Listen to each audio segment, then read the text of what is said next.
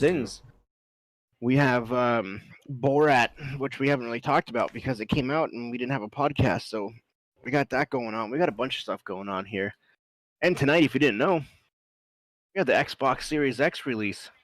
Tomorrow. Oh, yeah. Sorry, yeah, well, tomorrow morning. You're right. Yeah. And what, at midnight? Yeah. So we got a lot of stuff. Make sure you come hang out next week, too, because we'll have a lot to discuss, a lot to talk about, because we got a lot of stuff going on. Getting to the holidays, getting to the... I want to do a twofer podcast. Yeah. Twofer? Next week. A twofer. Yeah, 100%. Twofer next week. Yeah, most definitely. We have the big releases, so we'll see what happens. So what's up, guys? How you guys been? I missed your guys' faces. Been a long 2 weeks. Been a minute. Well, Yeah. it's been longer It's than been that. a minute. Because you weren't on the last podcast. Nope. And So what about you, Jay? Oh yeah, it's been 3 weeks. Were you on the one before that? Yeah, I was on the one before that, and then Okay. the 1 week. Yeah, it's been 3 weeks. It's been almost a month. Crazy. Okay, Nate. I love that. Hey, at least I show up every at least once or twice a month. Not once every 2 months. I'm just kidding. Love you, Nate. So what's up, guys? How you guys been? James, I know you had a pretty big week last week. I'm sorry with you, man. Oh God, I had so much last week. Fuck, I don't even remember. Dude, everything has just been a blur. The week before, I don't remember if I did anything. To be 100%. Oh, it was Halloween. Mm-hmm. I did my Halloween stream. Yep. So, I read some creepypastas. That was fun. Cool. And I You also read played them? Blair Witch. Yeah, I read them. Nice. It was fun. Did you do any type of production stuff like ambient music, background music or Hell lightning yeah. crackles or? No, I just Did looked you- up like a 30-hour video on YouTube of spooky sounds, spooky ambient noise. So, I had that playing in the background. You're a producer. You're not even a man. You are You're a man among men. Yeah, you're a producer among men. Yeah, so I did that and I played Blair Witch for about an hour and a half. What'd you think? I don't even know where to start with that game. It's so There we go. the game is very atmospheric, Okay. Yeah, I've been And thinking about it's kind playing of this. spooky, and it has a cool mechanic where you have a dog and the dog helps you like search for clues to try to find this missing child Okay. in the woods. Okay. And it has some cool puzzles where you have to watch like a video on a tape. It reminds me like Resident Evil 7, where there's a lot of like tapes and stuff, and that's part of the puzzle is like going through the tapes and stuff. And you can pause at certain parts of the tape. Like one of them is like, hey, there's this kid. The kid is playing with a toy car in the woods. And if you pause it while the kid's holding the toy car, it kind of just appears, and then you can give it to the dog so he can sniff it out, his scent out. And like that's cool, and it's all about your character's he has some like I don't know what it is, some sort of mental illness, where one of the things is he like does not want, like he can't be alone for too long, so you can't be away from your dog for too long, and you can't like be without calling in on the radio for too long, or he starts to have a panic attack. Okay. So like that stuff's cool. The combat's trash. So it's kind of like Alan Wake, where you have a flashlight and you have to point it at the bad guys, and that's what damages them. Okay. But the enemies are invisible until you shine a light on them. The only way to only way to tell where the enemies are is your dog will be growling, and that's in the direction of where they're at, because the dog can sense them, being a pupper. And oh, you can also pet the dog at any time. So, you know, like immediate 10 out of 10 right there. But it's all in first person, so unless you're staring at the dog, you don't know where the dog's looking. And there are many times where, hey, the dog's just in a bush growling at something. Okay, but where though? What direction are you looking in? And you Yeah. can call the dog over to you, but that kills the animation and he runs back to you. So, oh fuck, I don't know where's this bad thing. So it just hits you and hits you and hits you. And then I die at this one part. And I guess the enemy didn't spawn in because for probably a solid like 20 minutes, I'm just following the dog in a circle. Because it's trying to find it, but it Yeah. didn't spawn in. So that's fun. It had potential, but man, that combat kills it. That combat just kills the game. It's not good. It's not fun. The atmosphere is great, and a lot of the stuff in it is fantastic. It seems like it would be really fun, but the issues are so severe that it kind of turns you off. Mm. Ah. So I would not recommend Blair Witch. Okay. Good I to also know. did my charity stream. How did that go?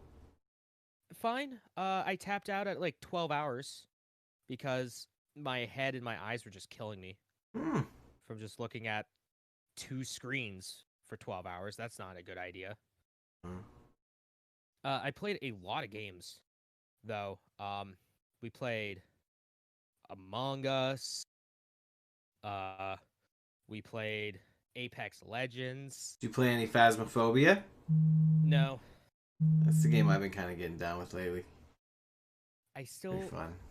see whenever I play it, whenever I'm like ready to play it, you guys already have a full party. Oh, well, there's usually enough of us that we could easily create 2 parties. Typically. There's typically a lot of us. Okay. Well, maybe next time. Truth. Let's see, what else did I do? Oh, we played Cards Against Humanity. I played some Super Mario Bros. 35. Call of Duty World War II. I know that's an old one. I played Dead Cells. Dead Cells is fantastic. Not familiar with that one. I don't know if you guys are familiar with it at all. Mm. So it's a roguelite, side-scrolling like action platformer. Okay. Oh yeah, when I recapped your video, I seen that at the end there. Yeah, and it's really fun. The movement is solid, and the action's fun, and it's a really good game. I would highly recommend it. What's it called again? Dead Cells. Dead Cells? Yeah, I seen it at the end there when I went to scroll through to see what you were doing. Yeah. And then I opened up a bunch of fucking. Oh yeah, look cool. Yeah, this one does look cool. Yeah, you did. I opened up 29 packs. I think I did the math. Pokemon cards. Let's see here. Is this one? Yeah. So this stack right here is all of like the ones that are kind of worth a damn. They're like the full arts or the GXs. They're the really cool looking rares that I got from all of my packs. So it may look like there's a lot here, but in reality it's pretty fuck all. I did get some cool ones, like this Snorlax VMAX. That's pretty cool looking. Yeah, that's pretty neat looking. Torkoal's not that great. Zamazenta V that came out of a box. That's all right. I got this really cool Slowbro EX Mega Evolution. These Mega Evolution things are kind of neat. They've added them to Go. Did they? Kinda. I mean, they've kinda. Yeah, I thought they did. But can't you like evolve it now to the max or whatever? Yeah, there's certain ones. There's not all of them. There's only actually, I think when everything's said and done, they're only gonna do like 50 or so. I think they said so. But presently, there's only 6 or 7 of them or something like that. There's actually not that many. But Yeah, I it did. says I don't know so, enough about the lore to indicate whether or not it's going to be a long run thing. Yeah, that was in Sun and Moon, I do believe, and I didn't really play too much of Sun and Moon. I also opened up one of these packs called Burning Shadows from Sun and Moon, and Burning Shadows is a really cool set that has really gone up in price because there's this one card that you can get in it that everyone wants. And I had a few packs, 3 packs, and I got some bangers in each pack.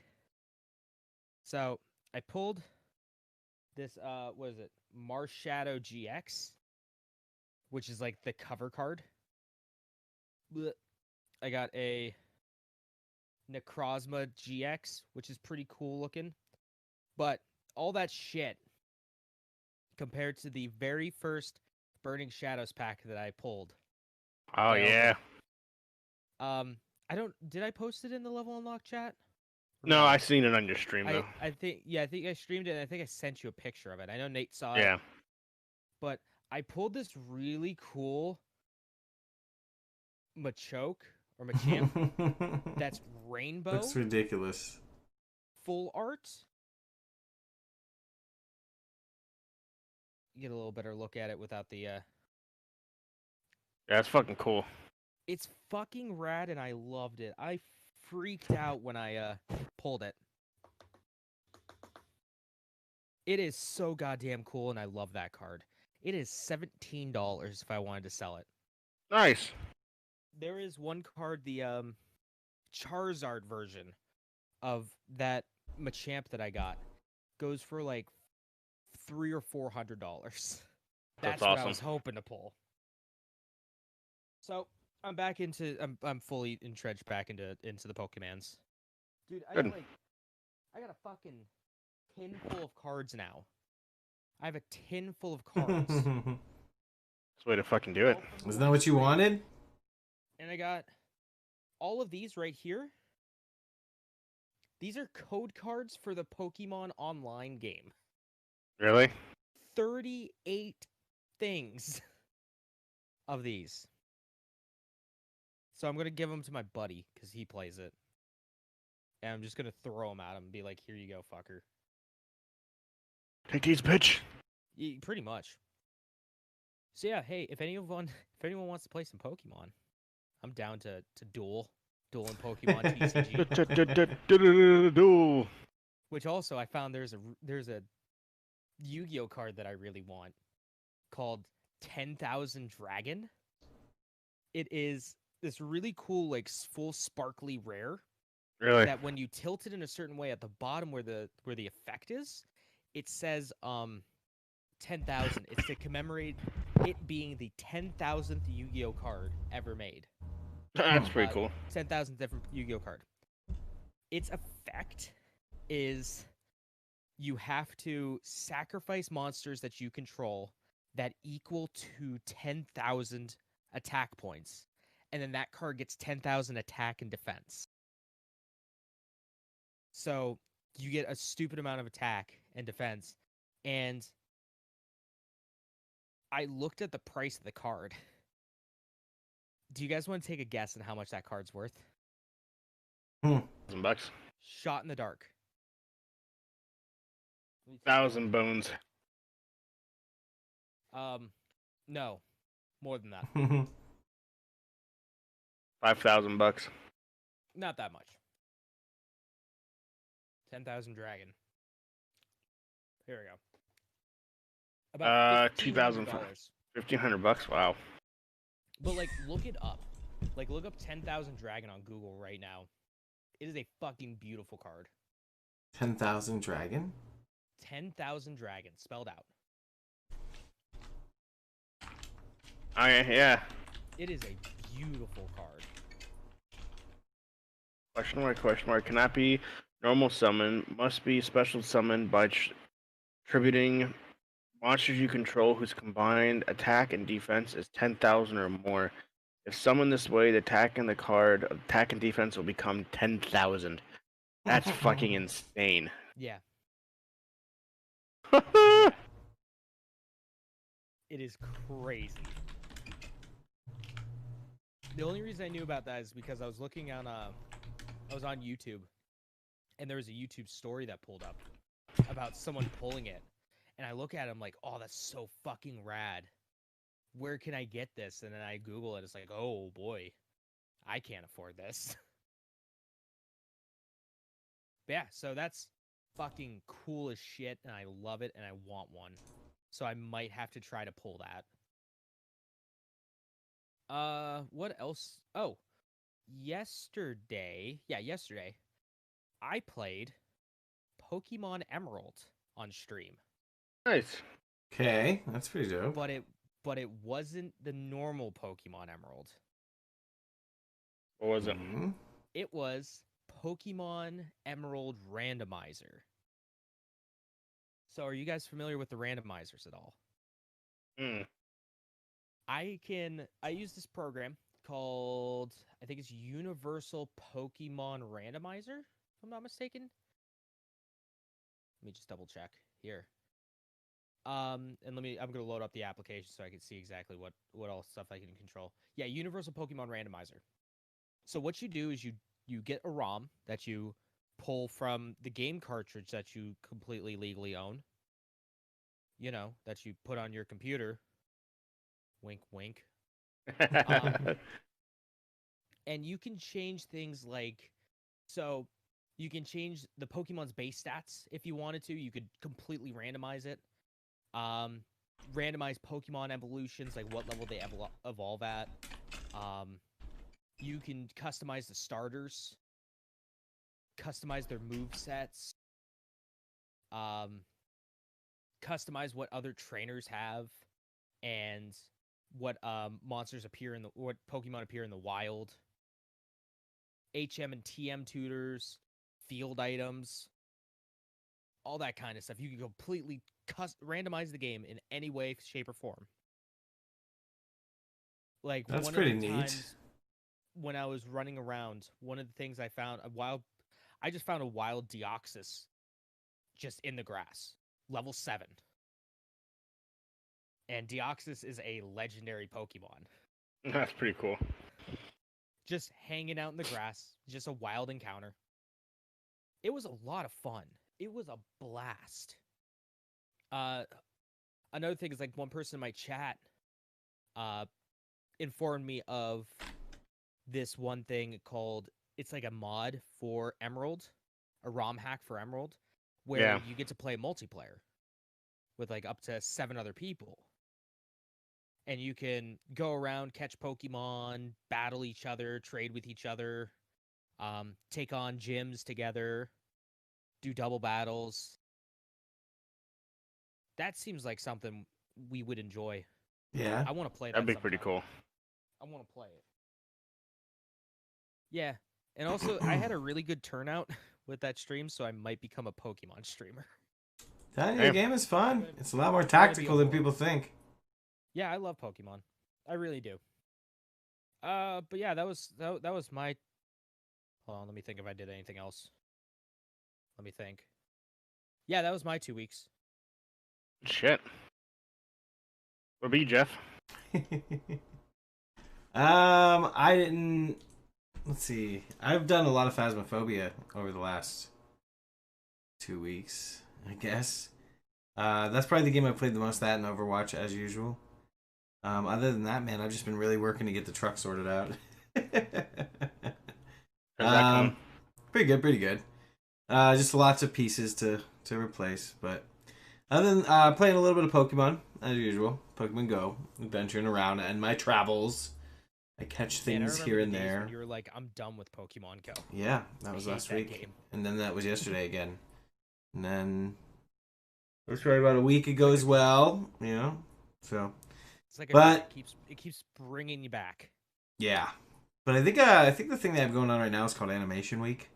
So it's got a lot of the tunes that were around for the first like couple seasons of the series. Nice. That's primarily what's popping up right now, I guess. I'm not excited about it at all. There's really, actually, in my opinion, there's really not much going on right now that I'm super stoked about at all with Pokemon Go. We have Lugia raids, which is kind of neat. I've already Yeah, I've already scooped up 2 shinies, so I'm like, I'm done. So, I don't have to worry about it anymore. yep, I got I'm a done. couple regulars, 2 shinies, I'm good. I know I'm not getting Calm 100, down now. so I know yeah. when to quit. Yep. So, I don't know. It's been good times. Other than that, what else have I been really up to? Played some Cards Against Humanity with you guys, a little bit of Among Oh Us. yeah, we did do that on the podcast. At the Yep. podcast, the stream. Yeah. Not That really was fun. super excited about anything, honestly. Not really super stoked about too much going on. I did post a Phasmophobia video I'm kind of proud of. Wink, wink. Just saying. Check it There you out. go. You know. Where can they find that? They can find that on my YouTube channel, as well as on, which is Splash Screen Gaming on YouTube, and Team Splash Screen on Facebook. Shit. Yeah. But it's pretty funny. I enjoyed it. And now, actually, I'm thinking about what to stream next. I'm actually glad you said something about Blair Witch, because I was thinking about that being the one, if it's going to be laggy and funky at times. I don't know. Yeah. Um, Also, my buddy was telling me about Plague's Tale because I know you were thinking about Plague's Tale. That's as the well. other one I was thinking about doing, yeah. Me and him were talking, and he goes, "That game is fantastic, except for the ending. The last like hour of the game is garbage, absolute garbage." I'm like, Okay, well, "Yikes." yikes. But that like up until that point, it's fantastic. Oh boy, okay. Well, I'll keep that in mind. What's the other game that I was thinking about getting into? Death Stranding. Death Stranding is an option. It's a Man $60 Standing. option. But It then is there a was $60 option. that other Keep an eye out for the holidays too, though. Yeah, I Yeah. know. That's what I'm saying. Like, I'm thinking about just waiting until a little bit later. Like, because I have that Xbox thing, that old Microsoft Game Prime Pass. thing, yeah, the Game Pass thingy. So I might as well Who was I talking take to? advantage of that. I was talking to someone about Game Pass, and they wanted to know about it. And I go, man, I feel bad for stealing Microsoft stuff because I feel like it's a steal. It's a fantastic deal. I feel like I'm Yep. screwing over Microsoft. Yeah, because but of there's a all lot of they're people that giving me. don't, because I don't really be using it very often, and I don't. Yeah. Whenever They're getting I my money, play- and I'm not putting my weight on the server. Yeah. But I do Whenever see your point. Yeah, whenever I play on PC, like that's really all I do. Gotcha. Like I don't. There's like one game I play on Steam, and that's Tropico. That's And good. that's really it. I go onto like Uplay or Uconnect, sorry, and Game Pass. That's it. Gotcha. Yeah, man. I haven't really played with it too much. Grounded. What's the other one with the boats? Anything that one? Yeah, anything cool with that going on lately? Any big updates you guys hear on that one? Yeah, I haven't heard anything. I haven't heard anything on Grounded actually, which is kind of depressing. That's a good game. Grounded. Well, I No, believe it's Grounded's Sea of still Thieves. doing. Grounded is still doing their updates, but I think I wonder what Sea of Thieves have been up to, because that game is pretty fun. We started getting into the battle stuff. Like, screw the stressful ass. Are they gonna attack us? Are we Yep. friends or are they not Or friends? yeah, are they friends or foes? And going straight to just attack everybody? Yeah, that's the way to do it. You know, Jeff, on the Xbox app Okay. on PC, Yeah. there is a button that says what will you play next, and there's a surprise me button. Where Really?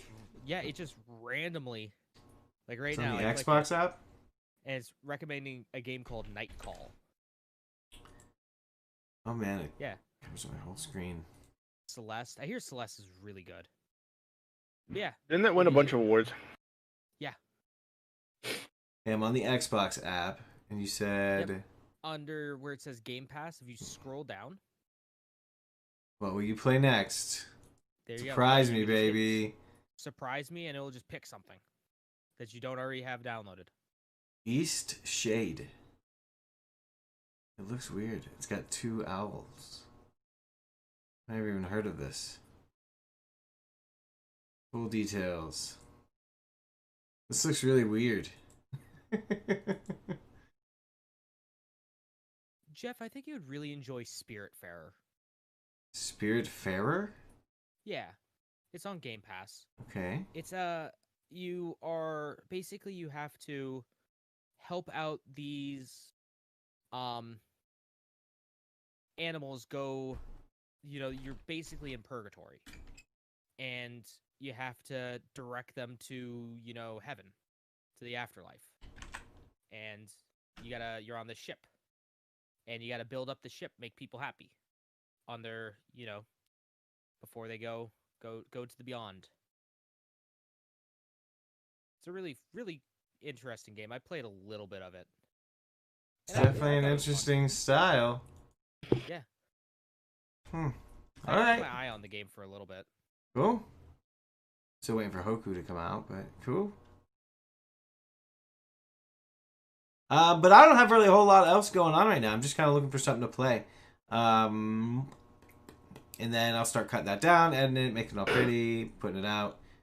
All those things. Yeah. There you go. Maybe I'll remake the Alien Isolation series, since I There never you really Good. finished it. Hell yeah. Good. I might do that. Good series. It is a fun one. Some of my favorite things happen in that game, like the time. It's actually an intro for one of the episodes. I think it's like episode 6 or 7 or something like that. But the alien keeps killing me over and over again, and I finally am like, you know what? I don't even think he was killing me at the time. I just think he kept coming down this certain area, and I knew he was going to come out of this vent. Yeah. So I put a explosive device directly underneath the vent, and he jumped down, landed on it, exploded, and it ran away on fire. It was hilarious, and it's actually the intro to one of the videos, and it's so funny. It's like, I got something for you, and I put it down and walk away, and then boo.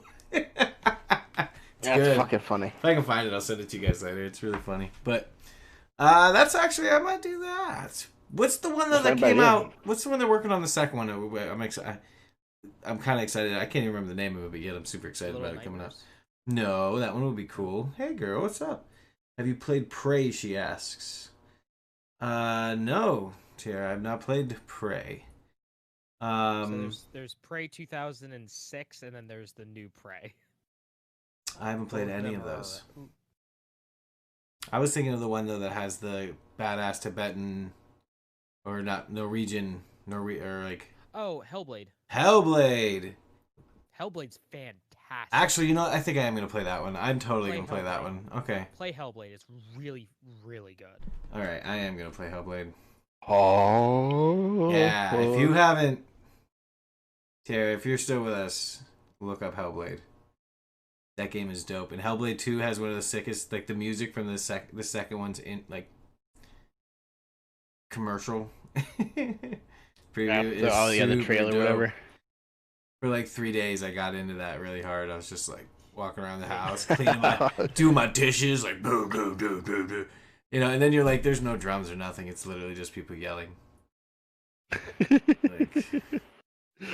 That's funny. I don't know if they were mixing it up, throwing some funk in there, maybe a little bit of a funky milkshake with that, It's just one of them things. I forgot something that I played, and that just shows how much I really like this game. Jeff, what? I'm sorry for cutting you off. Whenever you're done, I just need to shout that out so you guys remind me. I don't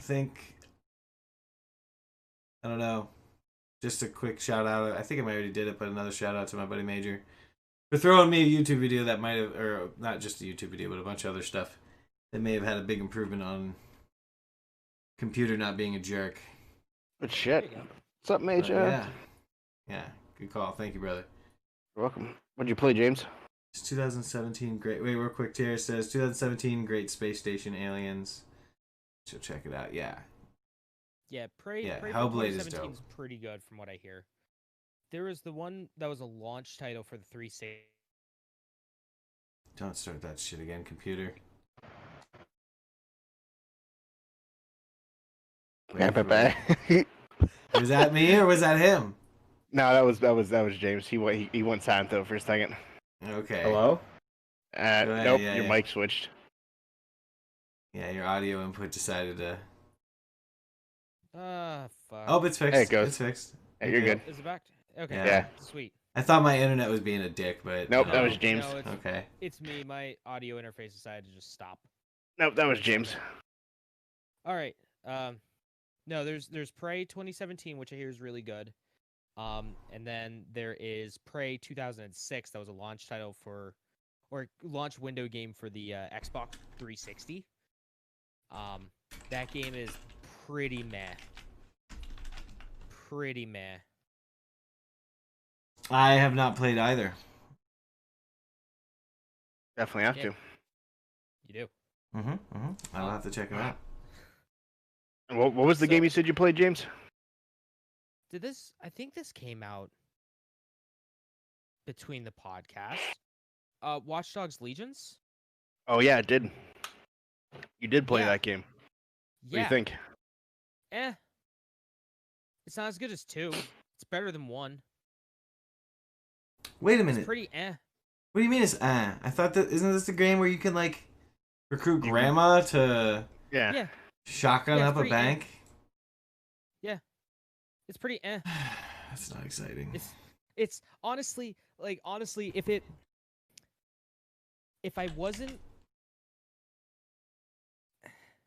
if Watch Dogs 2 never happened, this game would be good.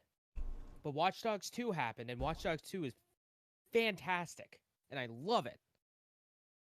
But Watch Dogs Legion, the biggest problem with it, everything about the game is really good.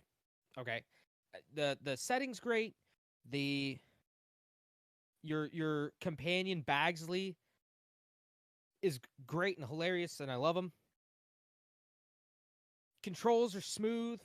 There's a lot of cool little details, like pretty much 90% of the cars in it are fully self-driving. And one cool thing is that if you turn on the autopilot, you'll just see your character just sitting there in the driver's seat, just texting, just pulling out the phone and just texting. It's a nice little feature, nice little thing that they added. There's tons of things to do, tons of things to collect. It's a good social commentary. You can turn self-driving on? Yeah. So does that mean you Fucking can just Tesla. you set just waypoints and you just have your car drive there? Bro, I personally really love that touch. Want that? I love games where if I like the soundtrack to a game and I want to throw my dude into a car and tell the taxi cab driver to drive me around randomly, like, I like that. Grand Theft Auto has it. You can just randomly drive around the city and have the soundtrack to the game playing while there's beautiful scenes going on in your TV. There's a Skyrim mod that gives it to you in Skyrim, which is great. Just like in Red Dead Redemption, it's in that. Where you can just sit in the back of the cart as it just travels across the land. It's wonderful.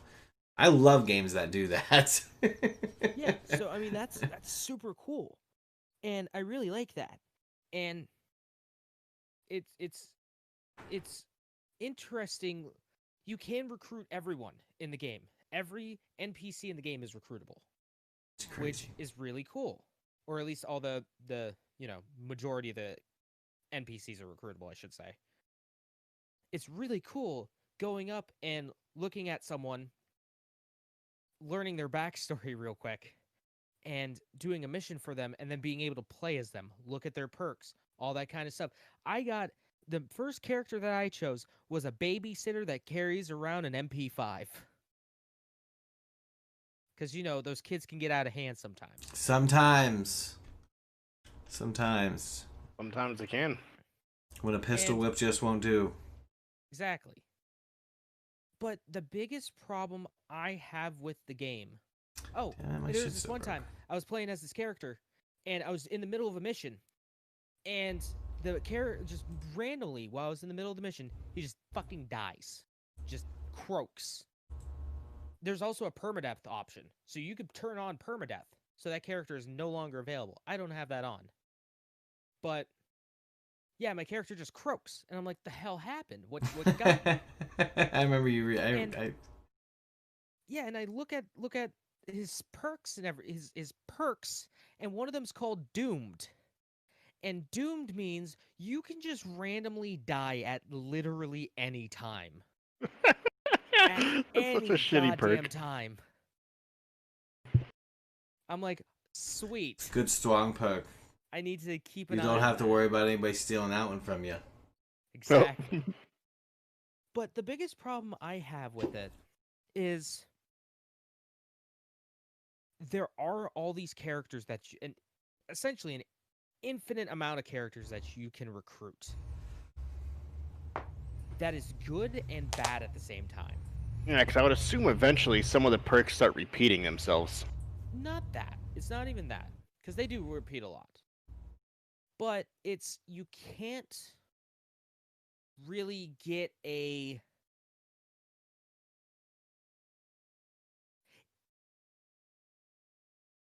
It's hard to explain, but like you can't really get a story with them. You know what I mean? Because there's like, they so don't many. really have a personality. They don't Yeah. have, you know, you can't really bond with this character like you can with games like Watchdogs 2 or hell even like Grand Theft Auto's single player or, you know, any of these other games. Like that's a problem I have with the Bethesda games. That's a problem that I have with the Borderlands series. Pretty much any game where you create your character and you essentially assume the role of that character, you role play as them. I personally don't think you can tell as a compelling of a story as you would if you were playing as a character and not assuming the role of the character. And moving through it, more playing as the idea. Yeah, if you can catch my drift there. But that's just me. Don't get me wrong, every once in a while I do like to pop in like The Sims, make a little story for my characters, play for like 10 hours, realize I've been playing for 10 hours. Maybe I should go to bed. But that's just me though. Oh yeah. Yeah, Watchdogs Legions. It's pretty alright. I spent $40 on it, so I can't be. It's not. It's worth $40. That's is good. It worth $60? Probably not. $40. Is it worth $70? Definitely no. At least it's worth what you paid, so that's always a plus. Yeah, and I can't wait. It comes with the PlayStation 5 upgrade for free. So when I get my PlayStation 5, I'm going to pop that bad boy in and see what's different. You should. All right, sorry good. About that. Very good.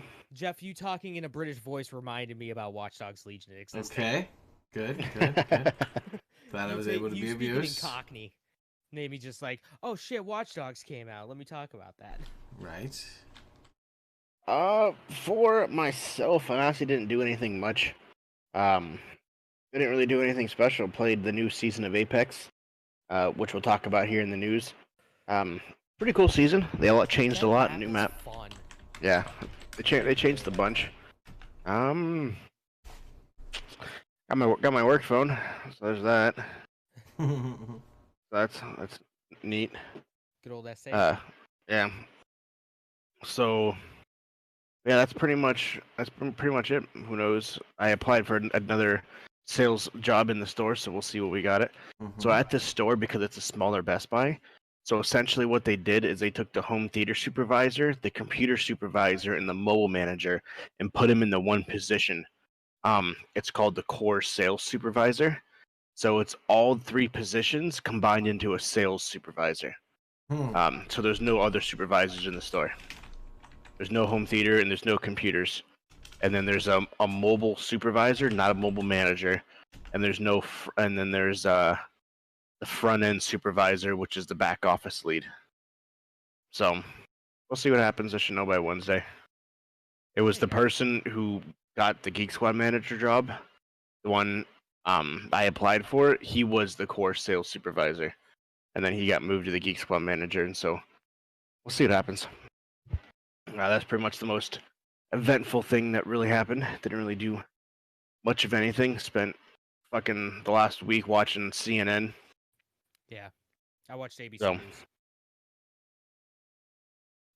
Cody Snyder says, "Yeah, but we all know that he called it Picho for Schroeder. Remember that the nickname for computers back in the day. He says we know that Picho is the only real department that matters. PC. Picho was the best. PC Ho. What the? Yeah, PC Ho. Yeah, it was cameras, computers, tablets. I don't know if mobile had that at the time. No. Picho.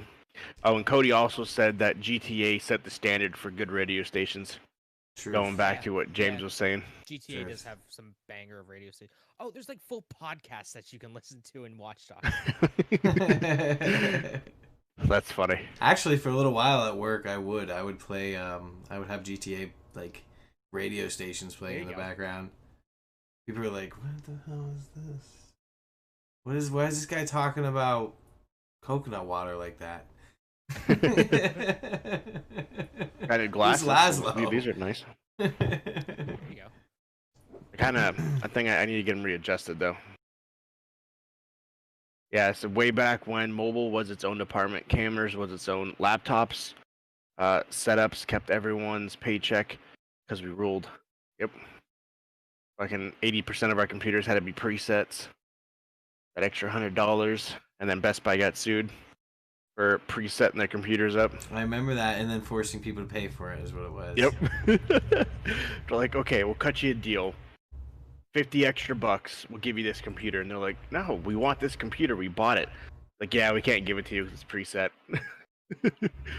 Because what happened was someone bought it off this person went to the store, wanted to buy this computer because it was in stock at a store, but the store preset it up.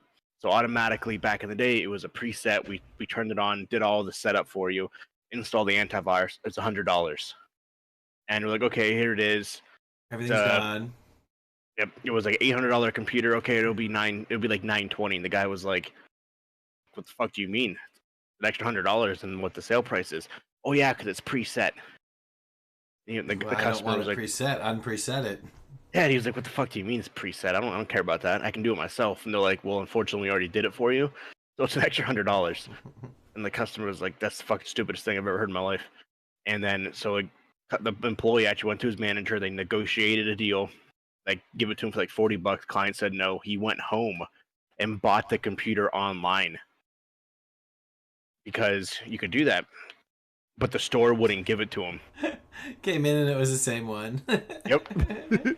But yeah, the store wouldn't give it to him, and so then he ended up doing a bunch of shit, and we got an instant email that we have to take all of our computers, unset them all up, delete the antivirus, get rid of all the presets, and we sell the computers as it is. Like, oops.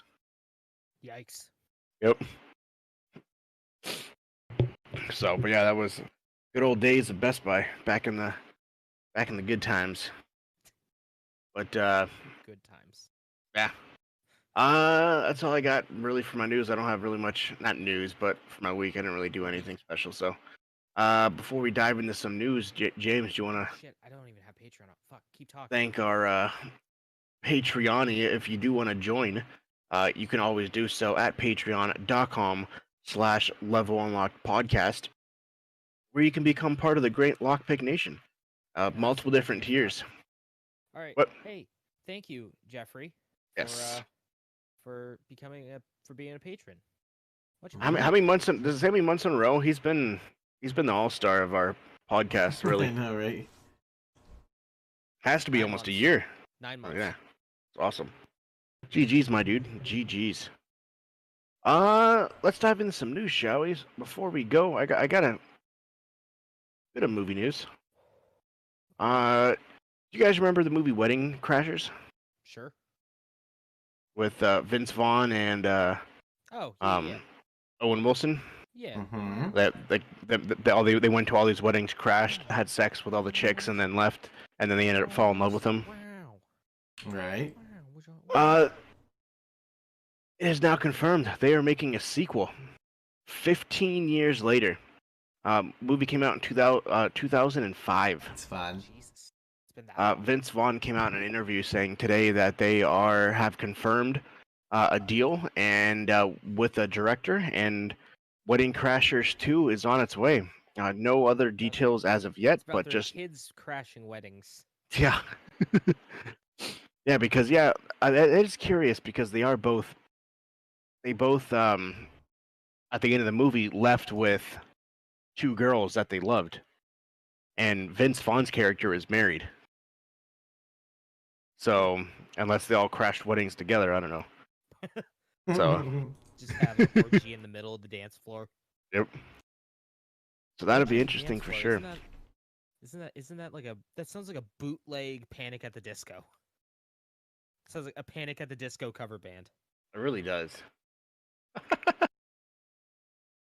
So next piece of news that I have. You guys like the Chappelle Show? Yeah. Ah? Fantastic show. It is coming to Netflix. Hell yeah. Guess I'll Um, keep my Netflix subscription. Yep. So yeah, the Chappelle Show is coming to Netflix. It'll be there by the end of the year. And there is talks for actually him doing an exclusive season just for Netflix. Wow. Really? Yep. Well, I heard he left that show because it was like literally making him go crazy. Yeah, that's why he fell off basically the face of the earth. Moved to Africa. Yeah, one day he just literally, like, what happened was one day he didn't show up for work, and everyone's like, "Where the fuck's Like, Dave Chappelle?" I'm done. Where's Dave? Yeah. And like a week later, he texts the producer of the show and said, "By the way, I quit. I moved to Africa." And he thought he was joking. I guess No, the he legit did. funny. Like, oh shoot. No, he legit dropped everything, moved to Africa because he couldn't take it anymore. He couldn't take all the fame and everything like that. Fun. Yeah. So yeah, it's coming to fucking Well, he Netflix. was the one that, I mean, if I remember correctly, he was the one that was writing it all and producing it all, and I mean, Yep. that really was his show. Like putting in ridiculous amounts of hours a week, and Yeah, and it just basically became way too much for him. his life. Yep. And so yeah, he just kind of got overwhelmed, and unfortunately, it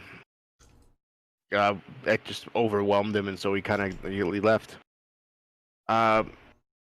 Speaking of Netflix, Assassin's Creed is getting an animated and a live action series that's coming directly to Netflix. Interesting. They have signed a deal that will basically it's all in Netflix. They will have 2 animated series as well as a live action series that We all is. know how well the live action movie went. Oh my god, that was fucking horrible. But I hope that because it's a TV show now, they're making it like a Netflix exclusive show, that they actually go with the story if they make their live action. Like they start off with Desmond, Miles, and then Altair, and then they go through that whole structure. I Unlike- guarantee one of them is just going to be Ezio. Yeah, probably. 'Cause he's the popular one. Unlike fucking Michael Fassbender, just fucking being hooked to a machine, just moving and shit. Poor Michael Fassbender. He's a good actor. It was. And because a lot of things are coming to Netflix, Netflix in the third quarter of 2020 grew 23%, the biggest growth quarter in Netflix history. Wow. It brought almost $1 billion of profit in quarter 3 of Netflix. So because of that, Is that profit or how much extra they made? that's profit. Oh wow. Yep. Because I know they lose a lot of money every year. Yeah, they use a ton. But yeah, no, they made it was $890 million in profit in quarter 3 of Wow. 2020. Good for them. And because of that, your Netflix prices are unfortunately going up. Yes, I did Netflix- hear about this one.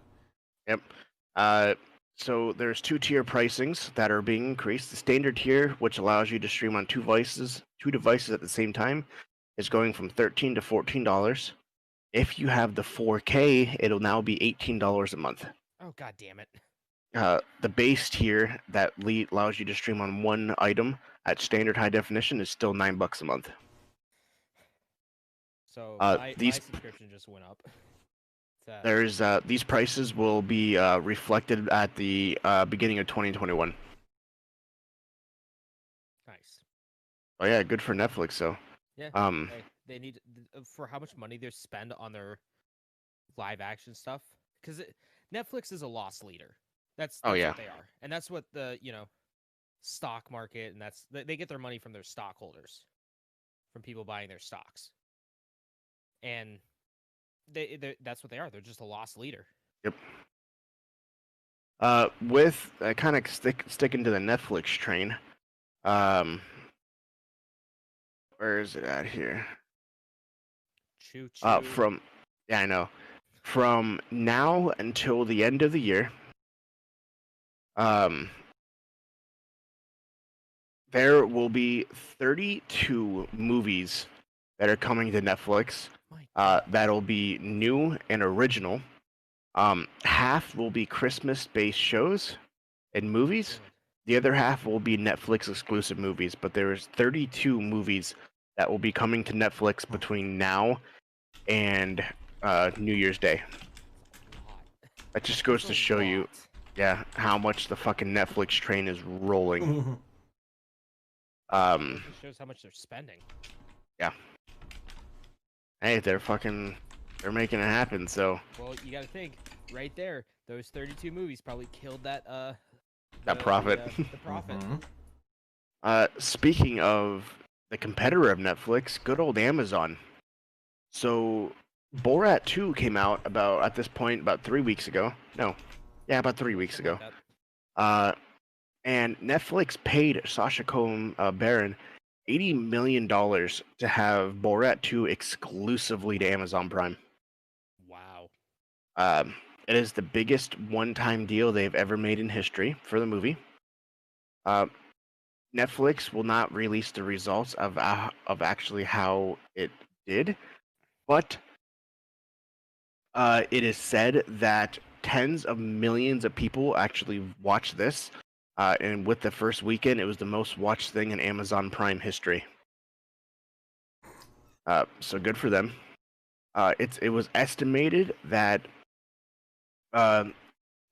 60 million people have already watched this movie, and if you break down 60 million,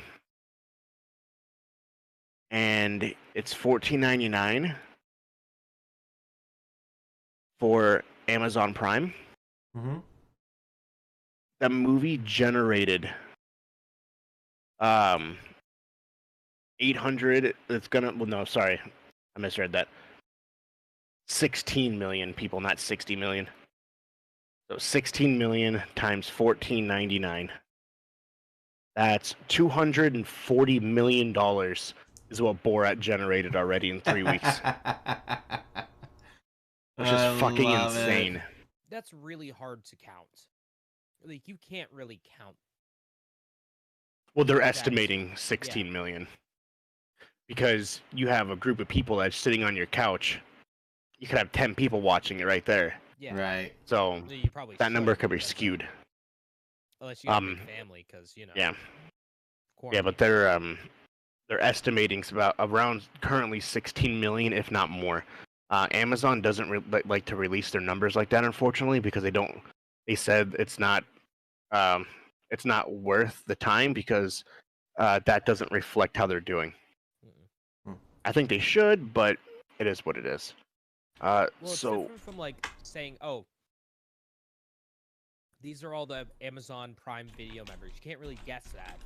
Yeah. Because how many people have Amazon Prime just for shipping, or just for like the Audible stuff, or Amazon Music? So with that, Borat came with some controversy, unfortunately. So controversy. Every single goddamn time. So if you haven't seen it, there was 2 scenes in particular. So one of the characters was a babysitter. So the premise of the movie, if you haven't seen it, is essentially Borat is trying to give Mike Pence a present, and the only present that he has to offer is his daughter. So he's essentially trying to offer his daughter to Mike Pence. It's ridiculous. And while Borat is trying to work this plan out, he needs to put his daughter somewhere. So he gives his daughter to a black woman who babysits her, and the daughter is very like opened about like discovering playing with herself or what her vagina is, wanting to get plastic surgery because she wants men to like her. And this black woman is basically like terrible. what are you movie. doing? Like you're like this isn't how it is. And then Sasha's daughter was like, well, women can't do this. Women can't drive. Women can't speak to men. Women can't look men in the eyes. And it was all these different things. And this woman is like, your daddy's way wrong. And basically is trying to correct Sacha Cohen Baron's daughter to go on the right path. So this woman was under the assumption that this was a documentary about troubled girls trying to get on a corrected path. And they paid her $1,000 up front to agree with it. And then when the movie was done filming, they paid her another $2,000. So she only got paid $3,000. And it came out that this woman had no idea what was going on until the movie came out. And because of that, there was a huge outcry that this woman was very upset. Like she was compensated very poorly. Yeah, and they're like, how did this woman only get paid $3,000? So a GoFundMe account actually got started for her, and within 72 hours, she had $200,000 that was raised, and Sacha Cohen Baron actually donated an additional $100,000 to her. Cool. So that was pretty cool of them. There was. What would have been cool is if they fucking actually paid her. Yeah. Yeah. Well, they didn't do it on purpose. It was just kind of an oversight, I would imagine. You're right. There was somebody out there that was like, huh. Yep. There was two other scenes. Another scene that had a lot of controversy around it.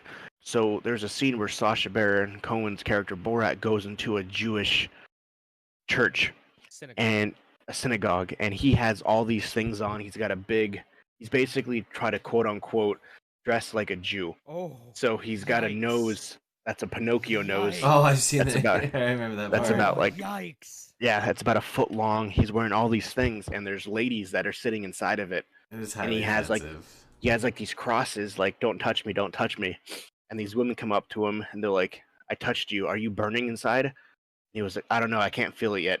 And so it was this whole thing about how like Jews are very dangerous people that if you look at them the wrong way, they'll burn you and all this shit. And so these two ladies thought that they were going also being in a documentary, but about breaking the stereotypes of Jewish people and teaching the world about Judaism and all this shit. And come to find out that they were in this movie and being made fun of. So they were super, super, super upset. Yeah, they were a little agitated by it. Yeah. And the last piece of controversy that comes around with this movie is in a scene, Borat disguises himself as a fat white guy, and he goes to a Trump rally. And he gets up on stage and starts singing about how horrible of a person Barack Obama is and how he should be dead. So he's doing this, he's getting the crowd to sing with him about how much Barack Obama sucks, blah, blah, blah, blah. And then these people have AK-47s like attached to them. They're walking around with handguns, they're walking around with AK-47s. So Sacha Baron Cohen said he's never, in an interview, that he has never been more scared for his life than he was in this moment to do this. He actually had a bulletproof vest on. They had a bulletproof van next to the stage. Criminy, dude. Because in case something started happening, they needed an escape. So they actually got a bulletproof van. So what happened in the middle of filming this, somebody recognized that, hey, this is Sacha Cohen Baron, this is Borat. This is fake. He's not actually a Republican. He hates Trump. And someone started yelling it. I've never seen anything saying he hates Trump. Well, like that's what That's probably what just got the crowd all blustered. Yeah, that's what got the crowd all worked up. Yeah. Is that people started saying that he's a Trump hater, that he's here making fun of us. Get him fucking off stage. And then people started. They jumped over the barricade to the stage and started bombarding the stage, trying to get Sacha Baron Cohen. So he immediately gets off stage. It's somewhere on the internet. You can see the video. Someone recorded it on their phone. And so he immediately gets off stage and goes into the van, and people are literally rocking the van. At one point, someone actually pries the door open, and Sacha Baron Cohen, you see him take his hand with all of his might to hold the door shut, and he's yelling at the people, "You need to go, drive!" Because he has his hands and his feet against the door, holding it shut so they can't open it. That's crazy. Yeah. I hate this fucking country. I really do. So I hate this country. Yeah, I seen that and I was like, that's fucking crazy. That is crazy. Yep. Do you guys ever hear of the Olympus Has Fallen series with Gerard Butler? Olympus Has Fallen, London Has Fallen. So there's 3 movies. So it's Olympus Has Fallen, which is the key word for the White House has fallen, which means that the White House has been taken over by terrorists. Okay. So they followed that up by London Has Fallen, which means is a key word for London. Yep, which means that the government of London has been taken over by terrorists. That's the second movie. Like the Queen and stuff, all that. The third movie was The Angel Has Fallen, and that's a keyword for the president was killed. Okay. So they are now making a 4th one. God has fallen. It's called Night Has Fallen. So he is returning to the series, despite the ending of the 4th one. The third one. So it is said, I haven't seen him, but his character gets shot at the end of The Angel Has Fallen to save the president. So he's realistically dead. So they're not quite sure how he's coming back for this Night Has Fallen. Ghost. Maybe. He's a ghost. So he's with. Yeah, I was gonna say he's either with Patrick Swayze or he's being possibly played by. He said Patrick of the Swayze. He's being hunted by Patrick Swayze. That'd be cool. And it's almost like what was that one movie with I think it was like Jet Li or Bruce Lee or something in it, where they have to go through different times. What the hell was it called? I don't know. I reckon I know what you're talking about. Back to the Future. Yeah, it's just gonna be him and the president making a vase together. Yes. So if you guys remember me talking a couple weeks ago or a couple months ago that they're rebooting the Scream franchise. Mm-hmm. So they have officially cast everybody to play in the new reboot of Scream. Okay. You know who Zendaya is? Yeah. Zendaya. She's the main love interest of Peter Parker and Yep. the new. She is the new Sydney. Wait, are they love interests? I don't know. Yeah, she's Mary Jane. Oh, okay. Did you guys ever see the Scream movies? How Sydney was the sister and Sydney, and she was the one that the guy was always trying to kill. Mm-hmm. And Zendaya is the new that. So, Chris Melton is in Riverdale. He is the new love interest of Sydney. And then there's just a bunch of like young China Ann. What is Riverdale? I've heard a lot about people from Riverdale being in different things. What the hell's Riverdale? It's a fucking good show. Idea. Basically, it's a little town that really fucked up shit happens in. So like Stranger Things. Not in that sense, but I've never seen Stranger Things, so I don't know. basically, Good. I enjoyed not it. like Stranger Things is more of like aliens and shit, isn't it? No. Like isn't it, like more paranormal? It is more paranormal, but more crypto zoology type Yeah. stuff. Like basically Riverdale, this like one of the main characters finds out her dad's like a fucking mass serial killer that's been killing people for years. Which is the worst. Yeah. And there's just a bunch of different things. Which one's the Perry brother? The Perry that died a couple last year. Chris Perry, Tyler Perry. Not Tyler Perry. Luke Perry? He was from Luke Perry from 91210. Yeah.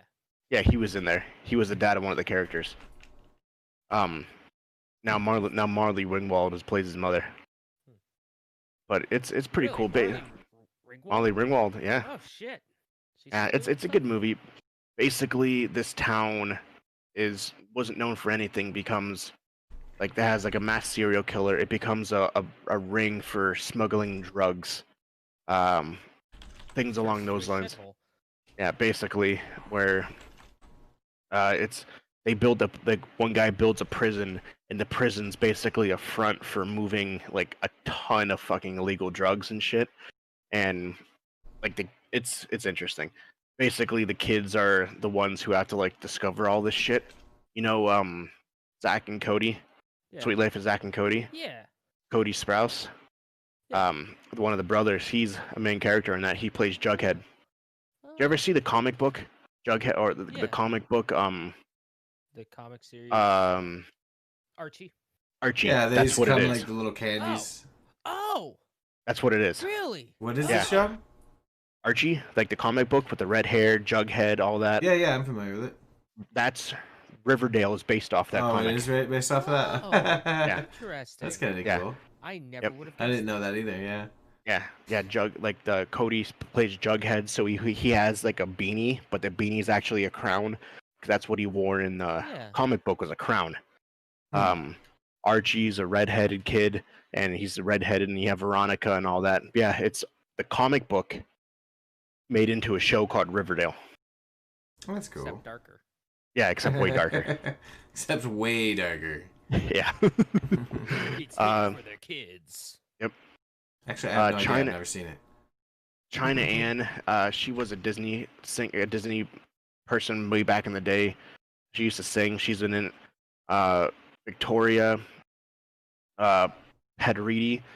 She's basically in every fucking horror movie like that's on Netflix right now.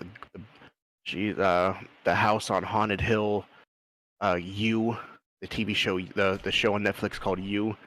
She basically plays a fucking psycho in every movie. So, and John Boyega is Deputy Dewey. Good old John Boyega. So glad that his talents isn't getting wasted on the Star Wars sequels. Yep. So yeah, he's Officer Dewey. If recall, Officer Dewey was played by what the fuck was his name? He won the WCW championship. What's his name? Losing my mind here. I'm trying to find it. It is fuck. Yeah, he was in that one movie about the wrestling fans. David Arquette. David Arquette, yes. So we got that going on. Check out a trailer too. It's separate. It's coming to Netflix.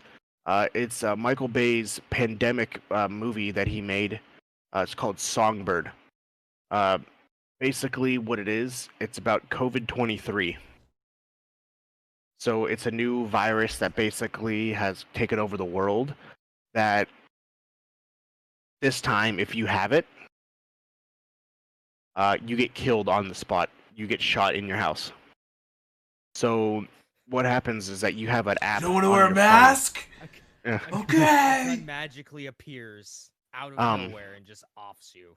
So what happens is you get scanned, and like there's an app on your phone that if you see someone sick, the only way to see if they're okay, because there's no hospitals, all the hospitals are shut down. because they weren't doing anything. So there's an app that you scan the person, and if you scan it and it indicates that you have it, it alerts the government, and the government locks onto your location and comes and finds you and kills you, so you don't spread it to anybody else. Jesus. Yeah. Yeah, it's called Songbird. Definitely check out the trailer. I saw it for the first time the other day. It's fucking intense.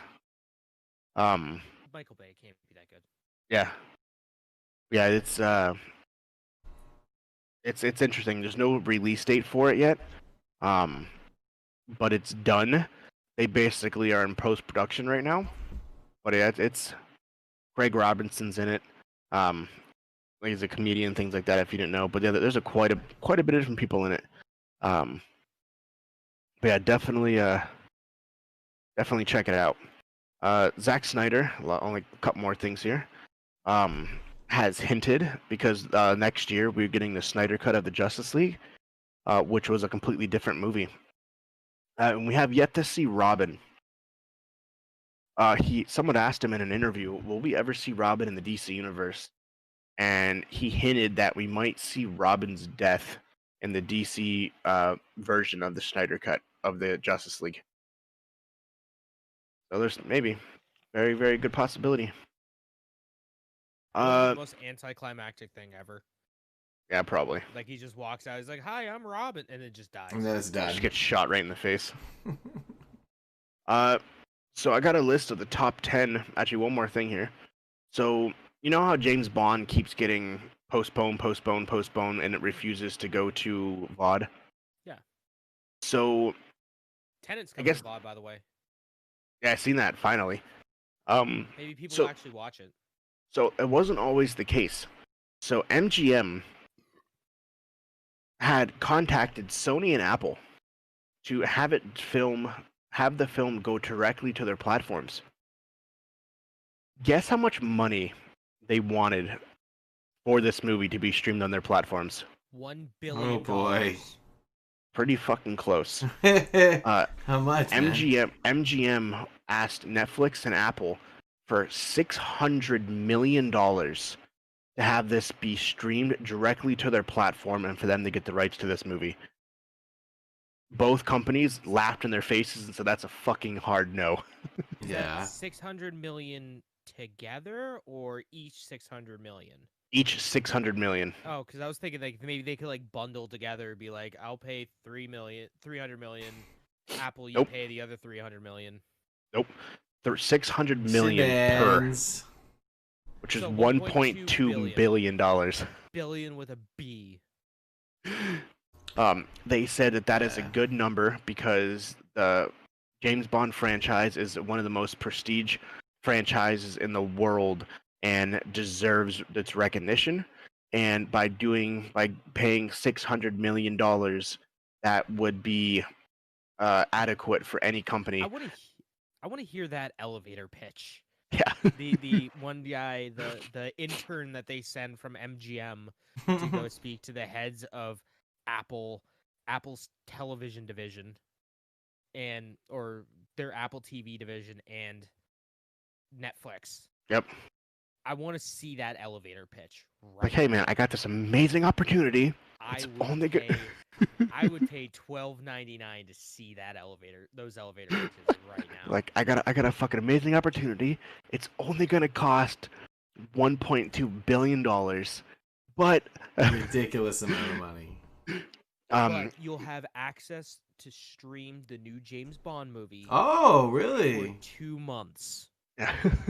2-month exclusivity before we take it off your platform and put it in theaters. And put it in theaters and put it on DVD. Okay, that sounds good. Netflix. It is said that Netflix counteroffered with $150 million. Oh my god!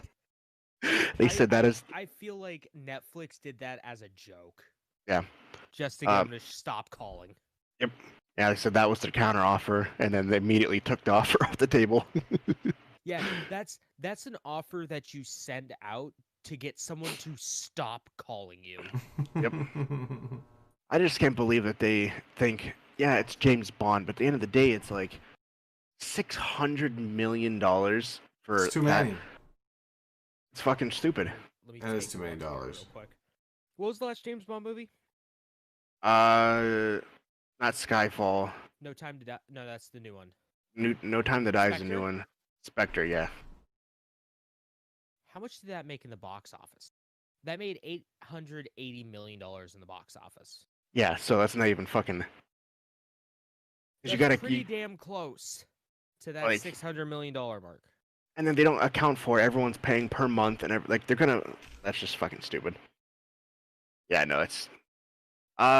So I got a list of the top 15 most watched things. In 2020 year to date. Number. Just for an example, real quick, Skyfall made $1.1 billion in the box Yeah. office. Yeah, but then it significantly fucking died off. That's different. Like that would be more of an entertaining offer if it was Yeah. something like Skyfall, but No. Nope. Like, don't delay your movie fucking almost a year and be like, hey, okay, fine, we'll sacrifice, give us $600 million, and then we'll call it a day. Like, no, motherfucker, you already delayed this movie a billion times. No one's gonna want to see it now.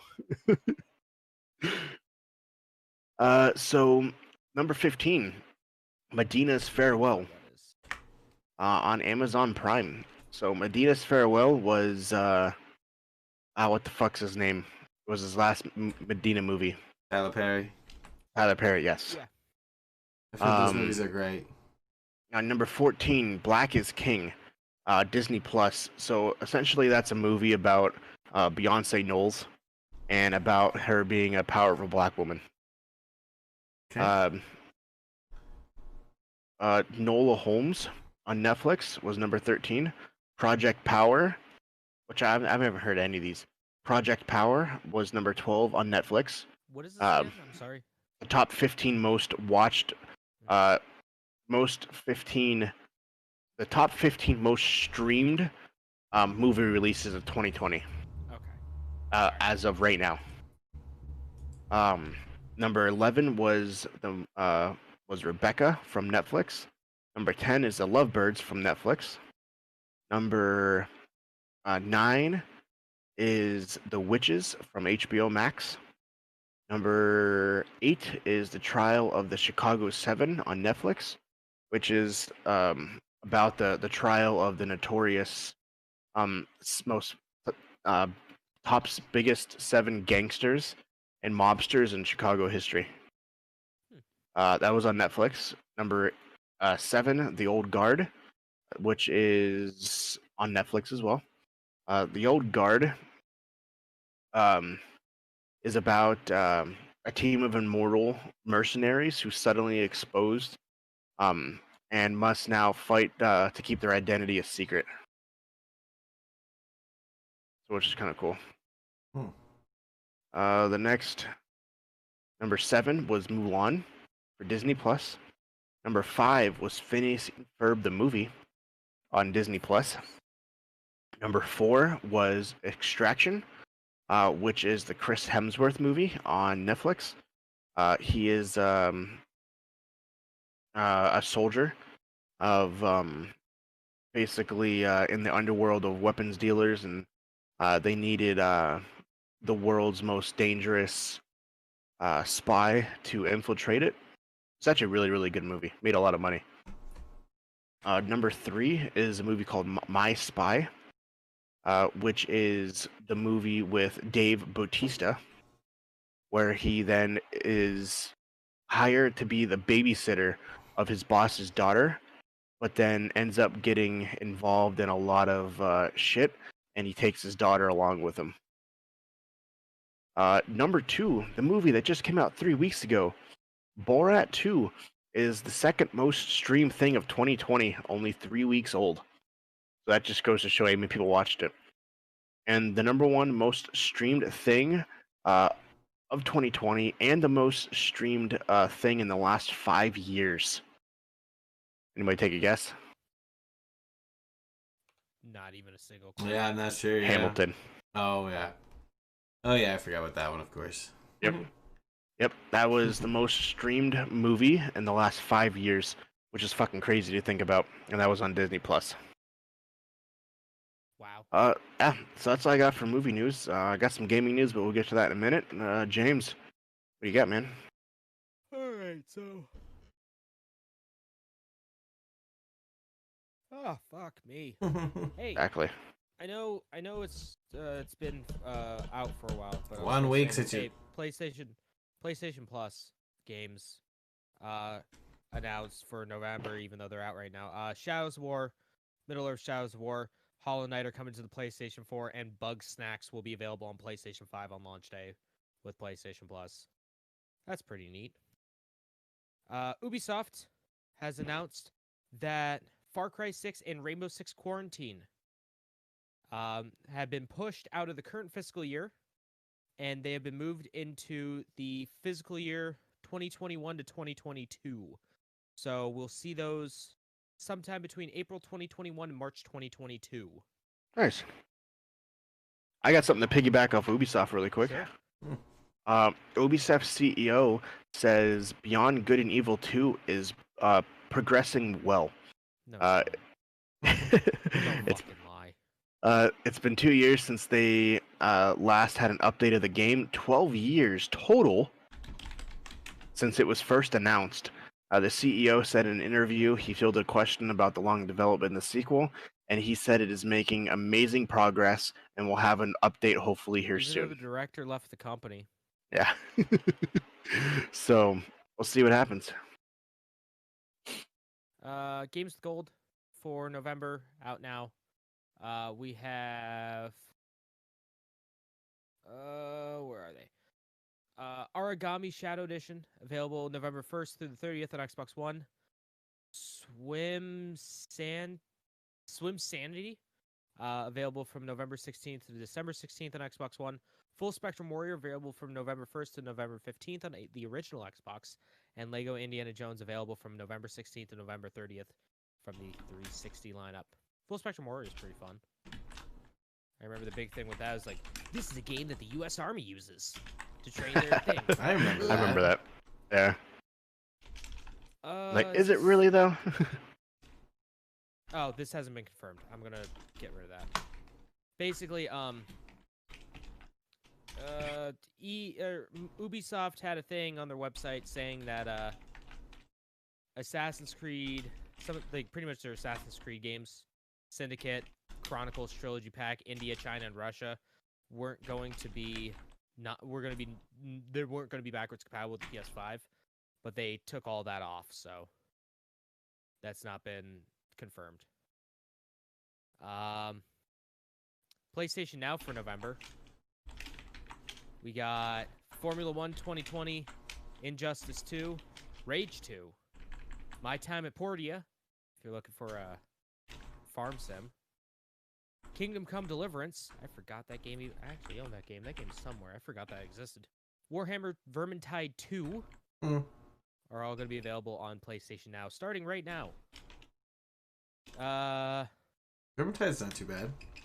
No, it's pretty There's fun. I worse played that on Game Pass or XCloud. You know, Buddy J used to get into that game pretty hard. Kind of silly. It's a fun little game. Yeah. So you guys remember a few weeks back when we reported on Microsoft buying Bethesda? Yeah. Yeah, so Sony responded to that. Uh-oh. Sony responded. They're like, oh yeah? Well, guess what? What? We're buying Crunchyroll. What? The anime streaming service. They apparently fuck bought you guys. from AT&T. They is bought insane. Crunchyroll for over $957 million. Really worth that much? Yeah. Wow. Big thing is that one of the most popular shows on the streaming service is Demon Slayer, which is a Sony property. Hey, now they have full rights to it. Yeah, according to Lotto, AT&T was looking to sell Crunchyroll to Sony for back in earlier in the year. At the time, at $1.5 billion. Jesus. So yeah. Crunchyroll has Was founded in '06. Here's a little background story. Was founded in '06 and now has 70 million free members and 3 million subscribers. That's awesome. AT&T became the parent company in 2018. So That's a weird company to buy that, but whatever. Hey, you know, gotta get that market share. Let me get out the calculator real quick. So 3 million. So 1, 2, 3, 1, 2, 3 times. I think it's $8. Oh, it's $8. Mm-hmm. $7.99 equals. They do $23,970,000 A month. a month. Yeah, a month. And that's fucking not insane. that's not including any of the merch that you can buy from their website, or the mangas you can buy from their website, or the ad revenue from the website. Yeah, so that means Sony has a monopoly on anime streaming services here in the U.S. Sony also owns 95% of Funimation. I was like, don't they own Funimation too? Yeah, That's what I thought. 95% controlling stake in Funimation. They got that back in 2017. So yes, yes, Sony has a monopoly on anime in the U.S. Like, take that fucking Microsoft, Also, you bitch. Sony, a lot of anime intros that you listen to, a lot of the anime OPs, Yeah. Sony Music. Makes sense. Yeah, Sony, they're trying to get the anime over here. They're trying their damnedest. Yeah, I thought that. I was like, I'm pretty sure they own Funimation too, which then means neither Crunchyroll or Funimation can be on any Microsoft. They are. There's no app. Funimation's on the Xbox. Is it? No, I don't think it was. Yeah, Funimation's. It's kind of a thing where Sony owns it, but they kind of just let it be. I got you. They let it control itself. I guarantee Crunchyroll won't be on there though. Oh, I guarantee it will. Really? Well, maybe. I mean, it's a streaming service, so like Crackle's on, other things like Samsung TVs and Apple devices and. Well, the motherfuckers won't let AT&T TV on their fucking PlayStations, bitches. Well, that probably changed. I don't know if that changed or not. No, Oh, it's still not on there. Because they have an agreement with YouTube. Yep. Yeah, but YouTube YouTube TV is the only thing that you can Yeah. watch on a PlayStation. Let's see. Crackle. Because Crackle is Sony's online streaming service. By the way, in case you didn't know. No. Are you guys even familiar with what Crackle is? I am. I'm pretty familiar with it. Yeah. Yeah, I know what it is. I've never used it. Yeah. You watch so it's, movies and shit. Yeah, and it's free. You Yes. just I have to- didn't pay for Actually, it. I didn't know it was free. I didn't know it was free. I didn't know it was free. I thought you had to pay for it. But it's almost not free. everything's. But it's a lot of it's in like a lot. There's not very much dubbed. No, there's like See, I some can't wa- I anime can't on watch here, it. but it's like nothing crazy. It's mainly movies. Isn't it like old shit though? No, well, a little bit older. I mean, like there's The Walk from 2015. There's Pacific Rim, Elysium. Yeah, so nothing that's like. Knights of Cup, whatever the fuck Knights of Cups is. The Big Short. Hey, what's happening? There you go. Yeah. The Ring. 30 Days of Night. Yeah, I mean they have a lot of stuff, and it's Hey Arnold the movie. There you go. Hell yeah. Bad News Bears. Yeah, the only problem I have with it, Minority Report, interesting. The only thing I don't like about it is that there's like 800 million fucking ads per episode. Oh, that makes sense then. Per movie. It's stupid. Oh, Hot Rod's on here. But yeah, I mean, like you can get Crackles on a lot of devices, and that's a Sony property. Breaking news. For those who care, the new Jurassic World Dominion just finished wrapping. It has every person that has ever been in a Jurassic World or Jurassic Park movie in it. All the original character from the first 3 are going to reprise their roles in this movie, as well as the returning Chris Pratt and the other ones from the new ones. So you have Jeff Goldblum, you have Sam Neill, which is the the main character, I believe, of 1 and 3, because Jeff Goldblum was the main character of 2. So yeah, every single person that was in the original is in this movie. Interesting. And during it took 18 months to film this movie, That's because they started before everything happened, and then they 18 picked months? up. Oh fuck! Wait, 18 months. Oh shit. Yeah. They currently have had more COVID tests for a set of more COVID tests than any movie or any set to date. They have given 40,000 COVID tests during the duration of filming this movie. Wow. Jesus. Yeah. Universal, I guess, made some kind of deal with one of the companies to provide them tests where they took tests multiple times a day. Wow. Yeah. That's insane. Well, you can't take any risks, man. Especially when you're dealing with dinosaurs, too. Yeah, fuck. Yeah, you don't want to infect the dinosaurs, man. Yeah, That's dinosaurs worst. and... You know? You gotta save Dave Goldblum, so that's the... Right. Jeff Goldblum, that fucking Dave You Goldblum, need Jesus to Christ. save Jeff Goldblum from Dave. There we go. So yeah, Jeff Goldblum's a precious icon from... National treasure. He's a national It's treasure. a national treasure. Okay, keep going, Fucking James, Tom sorry. Hanks is gonna try to steal him. There's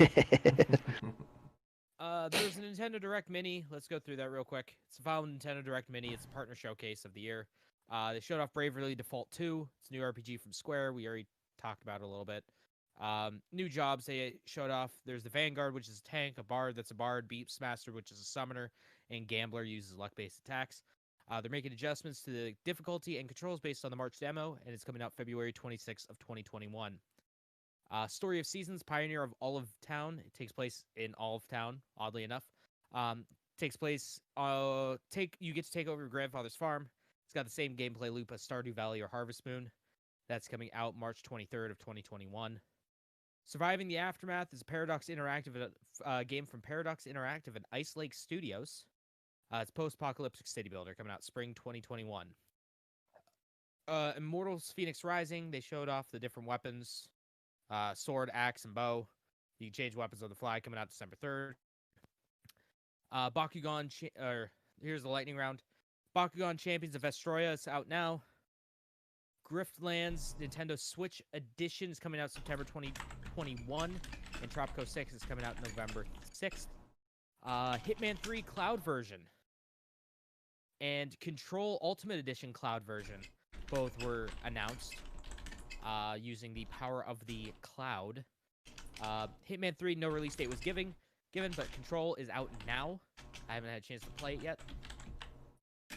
No More Heroes 3, the highly anticipated sequel to the No More Heroes franchise. You're not just fighting other assassins, you're fighting intergalactic superheroes. Quote, it's the galaxy versus the hood. End quote. The first game's getting ported, second game's getting ported. 1 and 2 are out now. No More Heroes 1 and 2 are out now. 3 is coming 2021. Play No More Heroes, you fucks. Part-Time UFO. It's by HAL Laboratories. Plays UFO. You can grab, carry, and stack objects. It's got co-op, multiple different modes. It's out now. And then Hyrule Warriors Age of Calamity. You get to control the Divine Beast. Demo's out now. It's coming out November 20th. You remember how I said a little bit ago, people like speculated, oh, is Sega going to buy Sega? Yep. And you know how I go, nah, man, Sega's way too big to be bought by puny old Microsoft. Yep. So Sega sold some of their assets. Sega shit. Sammy has sold their entire arcade division. To who?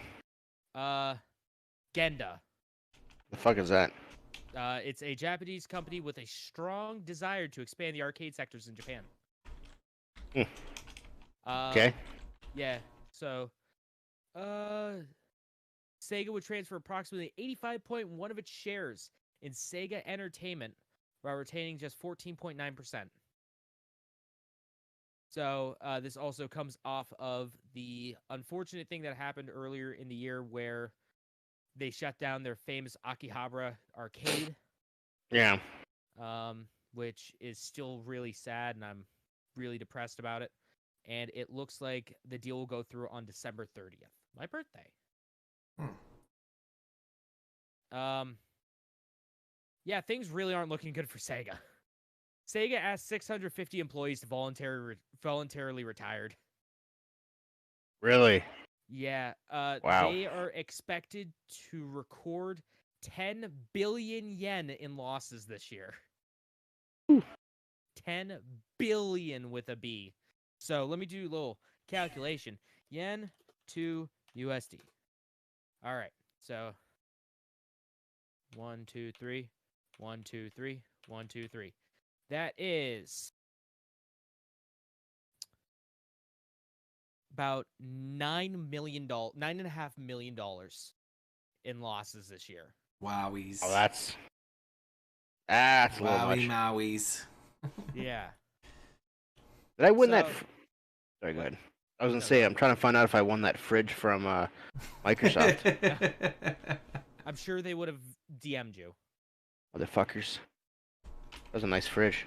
It was a fridge that was made out of Xbox Series X. It was a giant Xbox Series X fridge, and you opened it up. It has an Xbox Series X console inside of it. No, it's a cake. It doesn't come with a console. Oh, it comes with a cake. Yeah. Well, That I knew it was something like that. fridge, did you read about what the value of that fridge is? Mm-mm. $500. something Really? The How same much? price as the fucking console. How much? $500 for the fridge. Then there's only one. Dude, they Yeah. fucking took like an Well- Insignia fridge and put it and fucking just painted it to look Yeah, like an Xbox. probably.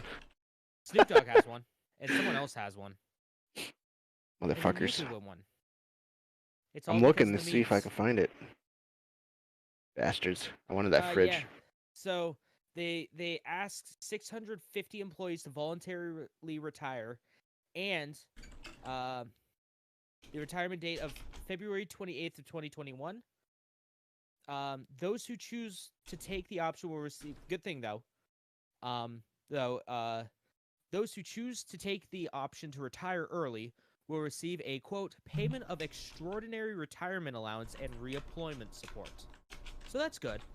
They're asking like, people to they're kinda retire, and they're gonna help them out. They also said that the senior executive vice president will get a 20% pay cut, and the senior vice president will receive a 10% monthly pay cut as well. These changes will be in effect from November 2020 to March 2021. Sega Sammy, the representative from Sega Sammy, the Sega Corporation we expect to record approximately. Wait, no, I didn't. Did I do 10 billion or did I just do 100 or 1 million? But wait, never mind. Hold on. Wait, I think I'm stupid. Yen to USD. So I think I just did 1 billion. 1, 2, 3. 1, 2, 3. No, I did. Wait, that's 10. 1, 2, 3. 1, 2, 3. 1, 2. I don't know, man. I don't know numbers. I don't know numbers well. No, I think I did it right. But like a lot of money. They're going to lose a lot of money. Yeah. So, that sucks. It's just a damn shame that Microsoft will never buy Sega. They will never buy Sega. And you know why? Two of the Sega properties. The biggest Japanese game to come out for the Xbox Series X, Yakuza Like a Dragon, is not coming out on the Xbox Series X in Japan or any of the Xbox consoles. It's staying a PlayStation exclusive. Phantasy Star Online 2 came out here in the US exclusively for the Xbox One family of consoles and PC. It is not coming out for the Xbox One in Japan. So I don't know what Sega of Japan, Sega Sammy of Japan has against Microsoft, but man, Sony should try to buy it. I don't know. Not gonna. I read a really good interview with Jim Ryan, the head of PlayStation, talking about stuff like that. They need to buy that in Konami. You know, they just need to buy the rights to the Konami franchises. Yep. But he said basically, Sony and Microsoft have two completely different ways of thinking, and he said both of them are valid ways, and both work. Sony grows it from they grow them internally. They don't just go and scoop up studios left and right. They're studios that they made and cultivate over and this now damn near 2 decades, or almost like a decade and a half. Sorry.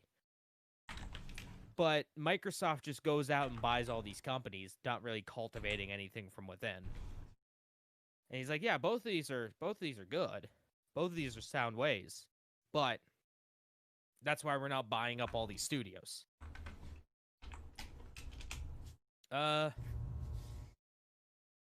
Nintendo, the Nintendo Switch has officially outsold the Nintendo Entertainment System. So the Switch has reached 68.3 million units sold worldwide as of September 30th of this year, surpassing the Nintendo Entertainment System's 61.91 million global sales. Wow. So hey, that's pretty cool. Wow. The NES first launched as a Famicom in 1983 in Japan, where it was finally discontinued in 2003.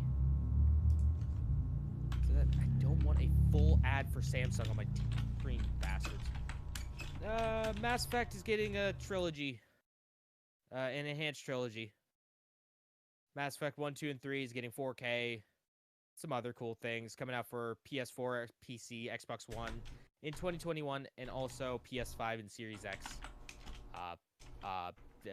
editions as well, enhanced editions. I like Mass Effect 2. Yeah, buddy.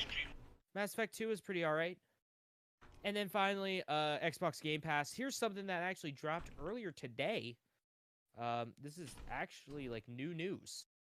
This is the first thing of like all the news I had was for last week. I didn't actually look up anything for this week because I've been too busy. But coming soon to Xbox Game Pass. This is from news.xbox.com. EA Play is coming to Xbox Game Pass for PC on December 15th. It will be available for Xbox consoles tomorrow. And then select EA Play games will be available on Android via cloud gaming.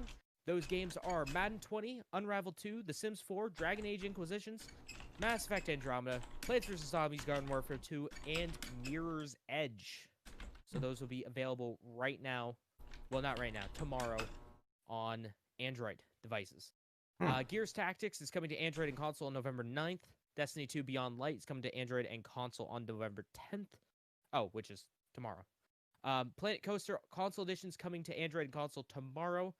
Tetris Effect Connect is coming out for console and PC on tomorrow. Final Fantasy VIII Remastered is coming to console and PC on the 12th. Goner 2 coming out for Android on the 12th. Streets of Rogue coming out on the PC on the 12th. Ark Survival Evolved Explorers Edition, Android console and PC on the 17th. Halo 4, Halo Master Chief Halo 4 coming to PC on the 17th. Yeah, it is. I've seen that. River City Girls coming to Android console and PC on the 19th. Star Renegades coming to Android and console on the 19th. And some of the things, the perks. One of the great things about the Xbox Game Pass Ultimate is that you get perks. What? Oh, wait. Hold on. Oh, sorry. I was looking at something real quick. Age of Wonders, Planetfall, paid DLC. You get that 10% off. That's cool. But the big thing that they announced this morning, today, is that every single Xbox Game Pass Ultimate subscriber will get 30 days free of Disney+. I seen if you open up your Xbox app, there is an ad for that right there. Yep, right then and there. Yep, that was announced today. So that includes, I mean, Pixar movies are pretty good. National Geographic's pretty cool. Nothing else. That's it. Only Pixar movies and National Geographic. You don't need to watch. I mean, the older Disney stuff's good. Yeah, Disney, Pixar, Nat Geo. Forget about those other two things that are on there. Marvel and Star Wars. You don't get those. Those aren't good. Don't watch those. Yeah. So hey, you can get that. I was waiting for a reaction from Walker when I said that Marvel. He's not even paying attention. He doesn't care at all. Oh. I watched It's good looking though. I watched Thor Ragnarok the other day and the ending part of it, and I thought that was a terrible movie. Now, after watching it, the first time I watched it, I thought it was pretty good. I've heard a couple people in the last 2 days say that. Or 3 different people say that the ending was trash. That it wasn't supposed to be. It was supposed to be like Spider-Man or something. It wasn't supposed to be. Not even that. Not even that. That's it for my news, by the way. I Not have even some. that. Okay, but let me. It's just the music that doesn't really need to fit there. You know, the jokes that they do that don't hit their mark. The acting goes from some characters like Tom Hiddleston playing as Loki is absolutely on point. It's fantastic. He's a great actor. Don't let anyone tell you otherwise. And then there's like Chris Hemsworth that's like, okay, that's passable, I guess. You want a paycheck. I get it. We all have those gigs.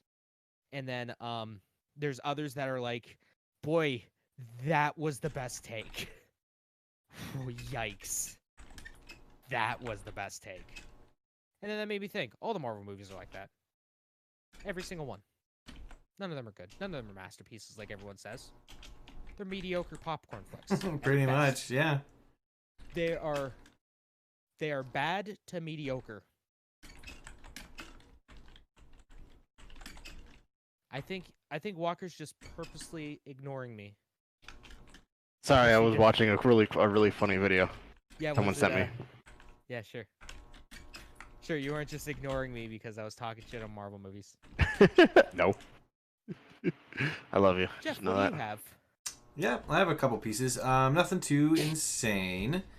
One of them is the Grounded update does appear to have dropped. We're a little late on it, about 10 days. Apparently it dropped. Where is it at? I was just reading up on it. Oh, I'll have to find that article again. But it is a game I'm super looking forward to getting back into. They've added a bunch of stuff. I can't find the... When we played Grounded that one time, when we streamed it, the big thing that I could think of the game while playing it was, man, I can't wait to come back to this game in a year or so to see how much it's changed. Okay. It's when we played it, it's like it had so much potential, and there's a lot of it solid stuff to it. But I want to see it in a year, like 6 months to a year, which has been like 8 months. Roger that. Since you played it or so. Well, I'm looking through some of the patch notes they have for the past month and some change, and it does appear that they're still making pretty good progress here. Good. It looks like they've added pumpkins and zip lines and koi fish and a bunch of new recipes and a bunch of other fun stuff. If you're not super familiar with Grounded, it's kind of like Ark meets Honey, I Shrunk the Kids. Looks That's pretty how you cool. describe it. Yeah. It looks pretty fun. I've played a little bit of it. It is a good time. I highly recommend it. You played it more than me. I kind of got into it for a minute there, but it is glitchy. It is buggy. See what I did there? Those spiders can fuck off. Yeah, they really can.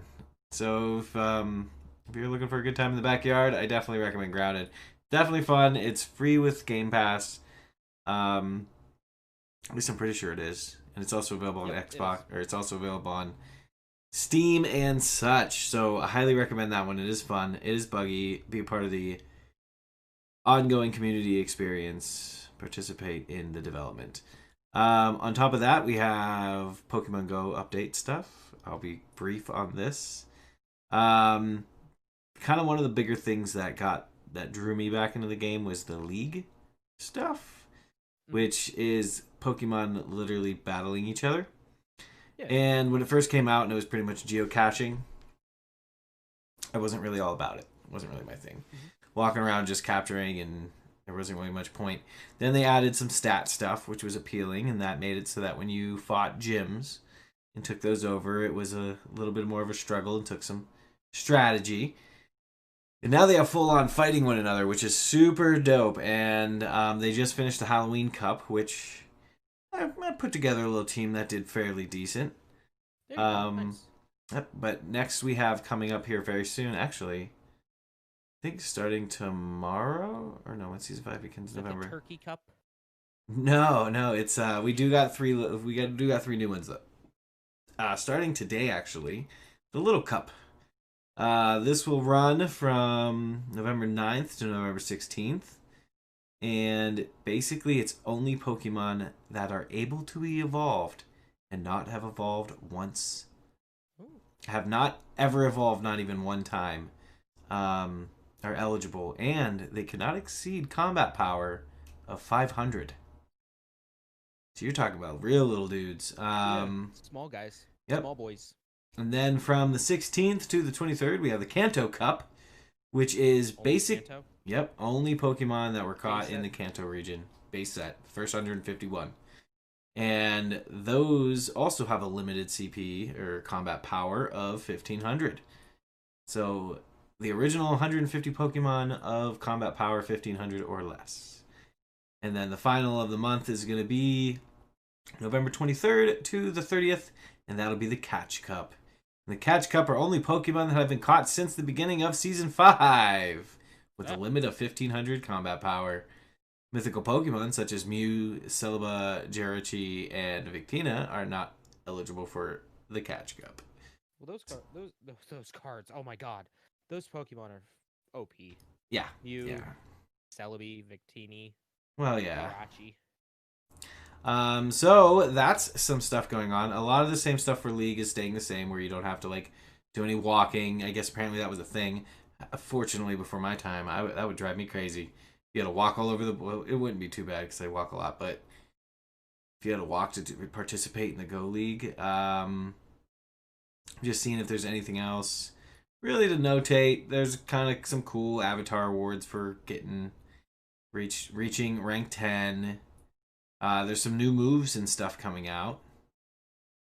Trying to see what else there is here. The following new attacks have been added. Incinerate, which is a fire attack.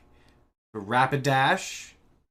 And Ho-Oh, or whatever.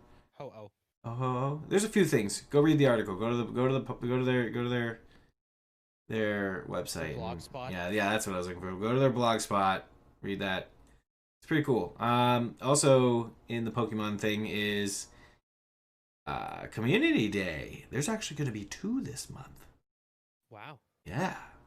They're going to do one on the 15th. We are going to be getting Electabuzz. Nice. That's pretty cool. Yeah, this is going to be dope. Yep. Which is, so make sure you're doing your daily battles, guys. If you do participate in this game, you got to participate in the Go Cup so that you at least win, I think it's like 2 or 3, so you can get your Sinnoh Stones. Because it requires a Sinnoh Stone to upgrade your Electabuzz, and for the second Community Day, Magmar. Ooh. Yes, and that'll be on the 21st. Both of which require Sinnoh Stones, I believe, to evolve. So, stack them up. Save them. Do your battles. Because I guess if you win 2 or 3 more or something like that, one of those items is a Sinnoh Stone typically. I have like 26 of them or some crazy number. Also, there's an event going on that will allow you to learn a fast TM, an elite fast TM. You can acquire one of those in one of those $12 community boxes. That's where they get you in the cash grabs. We'll probably be participating in that. Somewhere. Yeah. So those are the couple of things that are going on. Chances of getting shinies are a thing. Trade it for luckies is a thing. There is also usually, let me see. Evolve 2 hours. Okay, here it is. And For the Electabuzz, evolve Electabuzz during the event or up to 2 hours afterward to get an Electivire that knows Flamethrower, which is very uncommon for an Electivire no flamethrower. Mm-hmm. That's Well, some that's Pokemon randomizer bullshit. right. Well, that's the thing about Community Day is you get typically one move that's like not commonly on it, or it is commonly like a move that sometimes it's a move that doesn't make any sense. Maybe there's an episode or something where I don't know, Electabuzz is walking around with a flamethrower strapped onto his back, and it makes sense. But Yes, I remember that episode. yeah, that's a good episode. 39 of season 3. Yeah, but Good episode. but a lot of times it's a benefit to have that. So one of my pro tips on that is if you have a few extra Sinnoh Stones, even if they're poopy, evolve them with the move so that you have nice trading material for later. You know, if you have a nice fully evolved Electabuzz with the Community Day move, that's nice fodder for, you know, trade. That's good trade material for something else down the road. And then for the Magmar, which will be 2 days later, evolve a Magmar during the event or up to 2 hours afterwards to get a Magmortar that knows Thunderbolt. So they're doing a little swap on the movesets. Yeah. Looks like.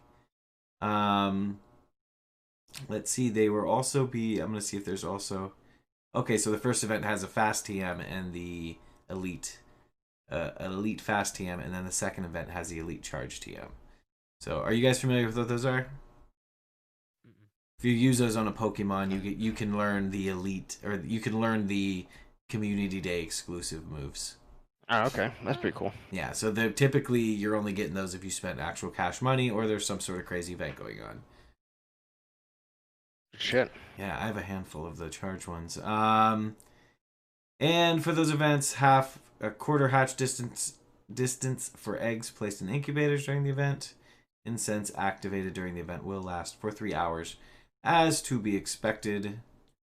And then the final thing for Pokemon I have, and thank heavens this is ending because I don't care about this event personally, is Animation Week, which basically has a whole bunch of Pokemon from the Kanto region spawning like crazy.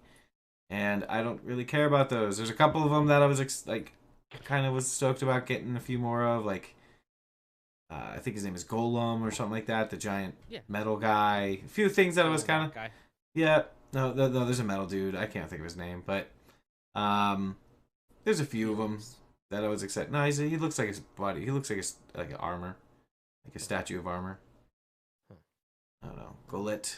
I want to say his name is or something. I don't know, but look into that as well because this is the last day. I think it might even end. I'm not even gonna talk about this because this is gonna be over by the time the podcast is out. All right, and then what's up, Ryan? Let's see. Patch notes. Overwatch, October 29th. A little late, but here they are. Baptiste. These are, I'm not going to go into details. These are just the characters that got hit with stuff. It looks like Baptiste got a few buffs. Same with Brigitte and McCree, May. It's high noon. Yeah. Symmetra base shields, base health for, and then it looks like Widow got a nerf. So Widow got the nerf. Everybody else got buffs. Symmetra, May, McCree, Brigitte, and Baptiste. And then you guys read more of your own. But that's about it for the Overwatch updates. Phasmophobia, that's a game we've been playing a lot lately. Yep. They dropped an update today, so check for that. Where they've added an objective to get ghosts to walk through salts. Dead players can now grab non-equipment items and objects, so they can be the poltergeist, which is kind of funny. That is actually hilarious now that I think about that. And a bunch of other stuff, so be sure to check your Phasmophobia update forums too, or blogs. I'm just looking through it here. It's a lot of bug fixes from what I'm gathering here. There's a few other things, but a lot of bug fixes. And like you said, that is to be expected. I look forward to where that game's going. I think it has a lot of potential. I think it's hilarious. So yeah, check that out. Be sure to update it if you are a person that likes to play that game. And then the last thing, which is a conversation for you guys, I've been looking at getting OBS Streamlabs Prime. Are you guys familiar with this at all? Yeah, Explain to everyone what it is for those who don't know. Yeah, so OBS Streamlabs. What's up, man? Doing the show, stuff like that. Thanks for stopping by. So OBS Streamlabs is a monthly subscription joint. Now, OBS Streamlabs is what I use to produce the show. That's what we're watching on. If you're watching my podcast, or if you're watching the show on my channels, I think we all use it, don't we? Isn't that what you guys use too? Yeah. OBS Streamlabs. Yeah, that's how we stream to the internet. Yeah, so everybody's using that. And I've tried. The base. It's free. Right. And well, the base is just OBS, right? And then there's other companies Streamlabs that have duct taped themselves to it. Yeah. So I use OBS Streamlabs. Is easier to use than OBS, in my opinion. Yeah, I think so too. And so I've combined that with a handful of other things. I've used Mob Crush, I've used Restream, I've used what else have I used? Actually, I don't know. I've used a lot of different tools over the years. Yeah, I've used a bunch of other stuff over the years. And there's pluses and minuses to all of it. But I'm thinking about scooping this, or at least trying it for a little bit, this Prime, OBS Streamlabs Prime, because it gives you like an actual URL website for your brand and for your products, which I don't really care so much about. Really what but if you look online for like, what is it? A lot of people are advertising that as the selling point. I don't care about that. What I care about is the aggregated chat, which is Facebook, Twitch, and YouTube's chat all in the same damn box, so that I can follow the chats without having to flick between. Like, I can't see if anybody's chatting in a second. Unless I flip between 3 different tabs. And then the other thing that's kind of dope is the kind of like Pretzel.rocks or the, what was that, Monster Cast you were talking about earlier? Yeah, Monster Cat is what I use. Monster That's Cat? just more of a, like, it's more of just like a listening to music from a record label. Right, DRM free type stuff though, yeah? Typically? If you subscribe to it, it's you could use it. See, that's what I'm looking for. I'm looking for the DRM free stuff. I'm looking for the stuff that I don't have to worry about getting copyright hits on my videos. Yeah, that shit's annoying. If you subscribe to Monster Cat, you put in your Twitch and your YouTube, basically all your socials, whatever you post to, and it waitlists you, so they don't automatically hit it. Well, that's kind of neato, but it's cheap per. Then, like, Restream by itself is like $15 a month. And that's what allows you to stream multiple places for free, which Bob Crush does for free presently. But it has that integrated chat feature, which is really attractive. But they want like $16 a month, where I think this is only like, 15. Might be a little less for Restream, but it still gives you the other features. But a part of me kind of wants to wait until the holidays, like wait until we get a little closer to Black Friday, you know what I mean? See if Danny got any Scoopy deals going on, right? I was actually on the fence about picking up the Adobe Suite again. But that video I just made, I used Sounded it pretty good without it. Yeah, I used, what is that? Resolve, DaVinci Resolve? Yeah, I used DaVinci with it, and it worked fine. If DaVinci Resolve didn't shit the bed on me, I would still be using it. Hey, but it hasn't given me that problems. Laptop. What do you use now? Laptop. Adobe. I use Premiere Pro. Premiere. Yeah. See, it's just I can't. That's what I have too. $60 a month, man. I'm $52 a month. Whatever. I don't have a student ID. I can't get that deal. So yeah, the only reason why I have it is for the student ID one. This is I think 20 because I just have. You only have that. Premiere and the media encoder. Yeah. That's it. Yeah, I have the whole creative suite because through Nicole's school, she has a student email and shit. So I was able to. It's $30 for everything. I see. You can also find some place that you can get a student like a EDU email. Yeah, I don't want to deal with all that noise. I just want to. But I'm using it, and I didn't have any problems with it. Hell, there's even like twice when it should have crashed and it didn't. Yeah, I loved DaVinci Resolve. Yeah, to death. And then I paid for Affinity. Are you guys familiar with Affinity? Affinity is like it's a software that is similar to Photoshop, and it's similar to Illustrator. And I think it's like 50 or 60 bucks. I think it was actually like 80 bucks or something like that. And that took care of those two softwares. Audacity for free audio, like that would be my Audition software. Yep. And then I have the DaVinci Resolve for the video stuff. And I'm playing with it. I don't know how well I'm gonna like it. I'm not. I seem to like it so far. Let's see. So that's my little bits. Thanks for your. What do you guys think of the input? You have any input on? Do you ever use it or know anything? It's worth a shot. You know, to check it out. Yeah. I've never used it. It's got custom merch store, exclusive premium designs. Plus, you know, if you have OBS Streamlabs, you've seen all the free with Prime crap that's on that damn thing. Storage.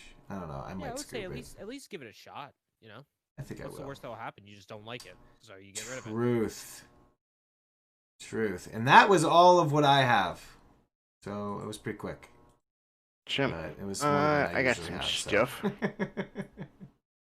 So. To start off with, the Medium has been delayed until January 28th, 2021.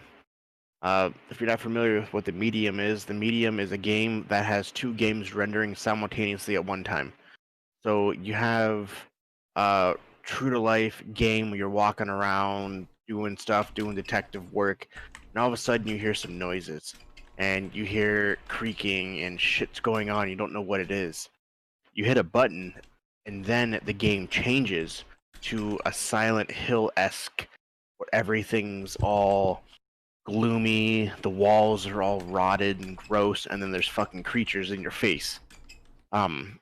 So they have, unfortunately, an official tweet said, after much careful thought and consideration, today we have made the difficult decision to delay the launch of the Medium to January 28th, 2021. It wasn't an easy choice, but due to the current events going on and the increase in COVID in Poland, as well as the current schedule of other games on the market, Bloomberg team remains committed to developing and delivering our biggest, most ambitious, fear-inducing experience to date. During this time, it'll allow us to add features and further polish the game to ensure that we deliver on our initiative and our innovative genre-pushing version of the interactive psychology in this horror game. Rest assured that this delay will not stop us from sharing important information with you. A few more layers will be added to the Medium's great mystery soon. So that game, interested to see how well it runs. Yep. But yeah, it's a game where literally it's two games being simultaneously rendered at one time. That's what I'm more concerned about. I don't think that's true. I think there will be a hiccup. Like it's not going to be instantaneous. I can almost guarantee that. The way they're advertising it, it'll be instant, no load screens, no nothing. It'll literally you swap between games back and forth. We'll see. There is a even like a fucking second where it just stutters for a second and loads it up. I can almost guarantee it because there's no way. It'll be interesting for sure. It would have to load that entire game into basically RAM. Yep. For it to do that, and I doubt that game's 16 gigs. Yeah, and to do it simultaneously, it'll be interesting to see. So maybe that's one reason why they're probably delaying it, because they weren't able to. Molyneux said that you can cut down this tree in Fable that came out in like 2003. You can cut down this tree and you can watch it grow in real time. Oh, this game will suck your dick for you. You just want a blowjob. You press a button, there'll be a machine that comes out and just gives you a little blowy. Peter Molyneux is the king of saying things, promising things, and then being like, "Nah, man, I didn't promise that." I didn't say that. I don't know what the fuck you're talking about. Yeah. So we'll see. What I wanted to do. I wanted to do this, but technology is limited.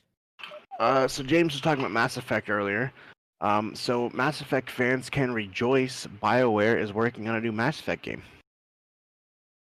In an interview, not much is known about the next installment, but Bioware creators And the studio says the team of veterans is working on the next rendition of the game. Do not expect to come out anytime soon, as BioWare's general manager noted in a blog that it is in the early stages of development. Yeah, Bioware is going to be dead before that game comes out. So didn't they show it off? Oh, did they show some concept art? Was it yeah, a year and a half ago. last year's EA Play? Yep. Yeah. It was about a year and a Yeah, it half was ago. like a year and a half ago. Yep. Back when we were able to go outside and congregate. Yeah. Back in those days. We'll Remember see what the good happens. times? So a couple other things. Apex Legends just released Season 7, which is actually a pretty fucking cool season. So we finally got a new map. It's been probably close to a year. We have a new map and a new character. So with the new character, the lore of the story is she basically is a child genius who created a black hole. And when she created the black hole, she got sucked inside of it. And when she got sucked inside of it, it took her to a place called Olympus. And she was stranded there for years by herself until she discovered where the Apex Legends were. And they had a rocket ship. And they launched the rocket ship, and then she sucked the rocket ship through a different black hole to bring the Apex Legends to her. And so that happens, and now you're fighting on a new land called Olympus. It's super fucking colorful. Very bright. You're in the sky. If you fucking jump over a ledge, you're fucking falling to your death. I did it like 4 times when me and James played. So mad. Yeah, you did. It's honestly super cool. The new character is called Horizon. Her past alt, basically, she throws down a tornado, and you can either go into the tornado, the whirlwind, and it shoots you like 200 yards in the sky, or you can throw it at your enemies, and it launches your enemies. And then her main alt is she throws a black hole at your team. And what the black hole does, it sucks everything around it into the center, and then you can shoot the center of the black hole and kill your opponent. There's an Overwatch character that does that, isn't there, Schroeder? Yeah, you're thinking of Symmetra will pull them all into one area, and then there's another one named oh my goodness, he's the floating guy. I can't think of Sigma, and he kind of, if you get caught in his circle, you get stuck, and then he lifts you up and slams you down. Yep. Now her alt is like literally the exact same thing. Okay. So yeah, it doesn't like suck you in, but it does stop you where you stand, and then you. Yes. Yeah. Hers actually sucks you in, but you can't move. Okay. But yeah, I was thinking the same thing, and I was just like, "That's fucking." I was like, "That's like an Overwatch alt." So, but it's cool though. It's super bright, super colorful. Want to play it more. They will be making a club, where what that means is you can actually sign up to be a part of an esports team of Apex. They're calling it clubs, so basically, you will have essentially like a gamer tag that you're kind of have like Pokemon Go. You can pick 3 different like teams to be a part of. So what they are adding to Apex is it's got the same concepts. You pick a club, and then you're part of that club, and then you basically fight and you rank up for that club, and then you can win prizes, awards, and when it's all said and done, there's possibly tournaments they're talking about as well, where the top ranked people of these clubs basically fight against each other. Interesting. Also, with that being said, the CEO of Respawn has announced that Apex Legends is coming.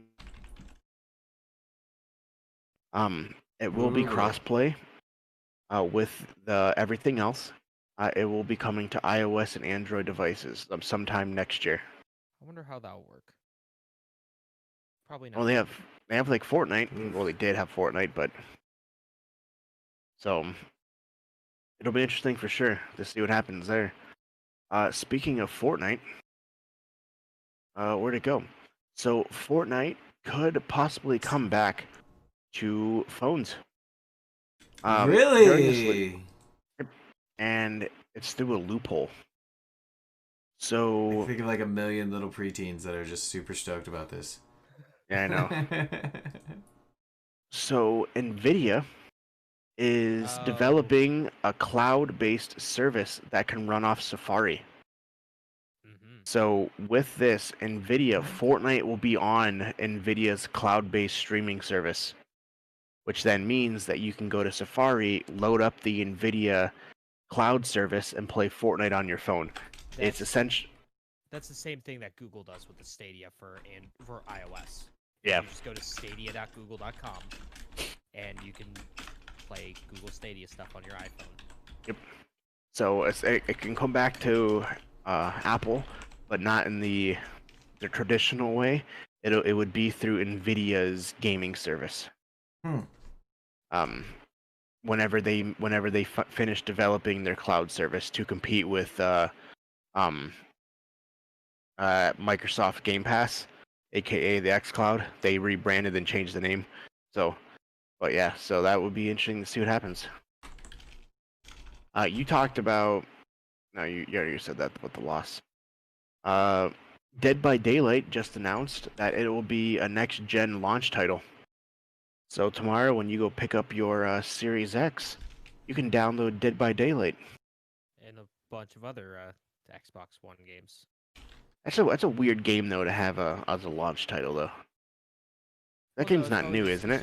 No, it's just an enhanced. It's enhanced for the Series X. I thought.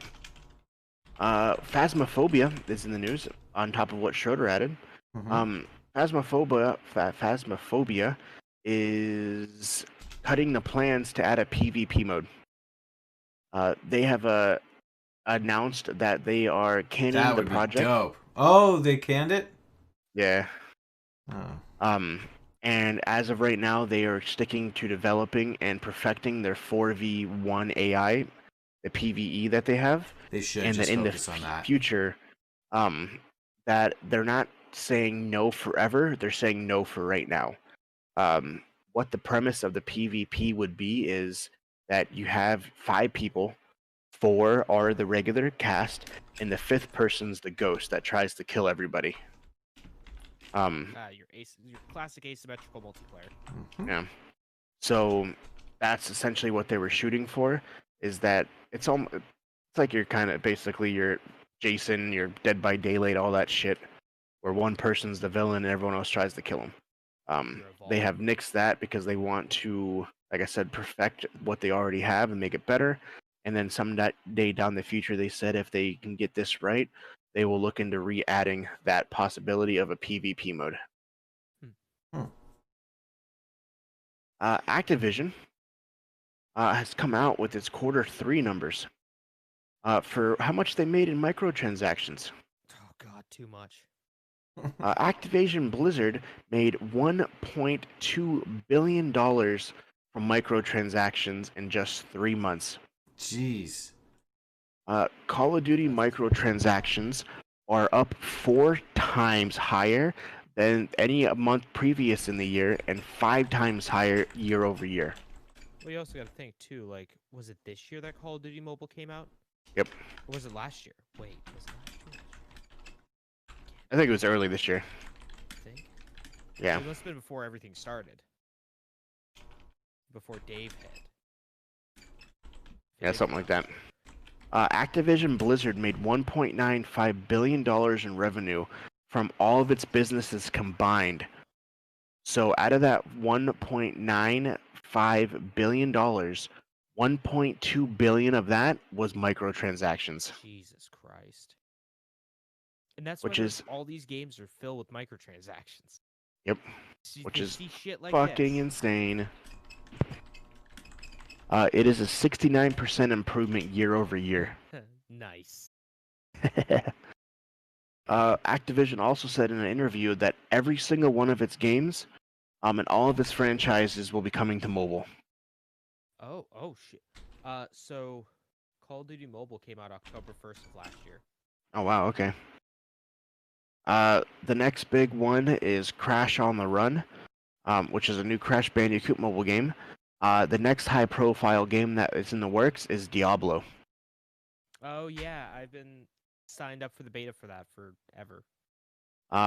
Due to the high success of Call of Duty Mobile, within the 1 year mark, 300 million people have downloaded Call of Duty Mobile. Yeah. It doesn't surprise me though. Those games always do that. Oh, they do phenomenal. Like, within was it next they week comes out haven't the new Call of Duty? No, the 13th. Oh shit, this week. Okay, so This yeah, Friday. Yeah, it's right around the so corner. yeah, Yeah, this Friday it comes out. so that'll be a fucking another huge. It's not going to do nearly the numbers of Call of Duty, modern. What's this one? Just Modern Warfare, right? No, this one's Black Ops Cold War. No, I meant the one that was Oh, released. Modern Warfare. Yeah, because Call of Duty Modern Warfare was I don't know, man. People It's- love Black Ops. People love Is it- Blops. yeah, it's Call of Duty Modern Warfare is the most sold game in the last 10 years, isn't it? Something like that. Something like that, yeah, it's super popular. Yeah, it was. I'm pretty sure it was the most sold game in this decade. People love Blops though. It's true. So we'll see what happens. Yeah, you got Black Ops, and it's a reboot essentially of the first one. So we'll see what happens. Speaking of companies making a shit ton of money, Pokemon Go. Through the difficulties, through Dave, everything like that, Pokemon Go has been able to make $1 billion in the year 2020, current to date. The game in its lifetime has made $4 billion in lifetime revenue. So it made a fourth of its total revenue This year alone. This year alone. Holy shit. Bro, they cash expecting- grabbed. Bro, they cash I was grabbed so hard expecting on you saying everything. Something like, Yeah. the game's raised, over, $12 billion in its lifetime, or like $8 billion. And Yeah, I they was like, cash oh, grabbed that's- everything. Yeah. Shit. So even outside of the Pokemon Go fever, when it first came out, when literally everyone and their mother was playing it, it made more money this year than that. Well, yeah, they've added a lot of things. Like, Holy fuck. there's all kinds of avatar clothing you can acquire. There's all types of, like, the newest thing is the raid passes, the remote raid passes, especially. Dude, if you do a quick Google search, see how much of that income was generated through remote raid passes. Pokemon Go remote raid pass income generation or something. Bro, that's the one where you can sit at your house and you guys can be out of the park and you can say, hey, Jeff, I'm going to do this raid. You want to join? And then I'm like, sure. And I pull up my phone and I wait for you guys to send me an invite and I can do it from my couch. But those are like 3 of them for $2. So yeah, they're making money, bro. They're making money. Let's see what we got here. Let's see if we can.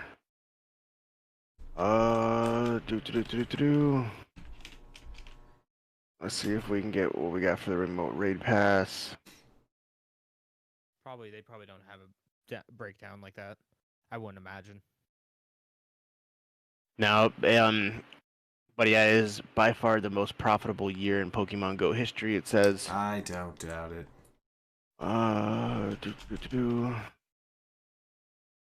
Pokemon Go players are spending on average $23 million a week, if Sounds not about- more. Sounds about right.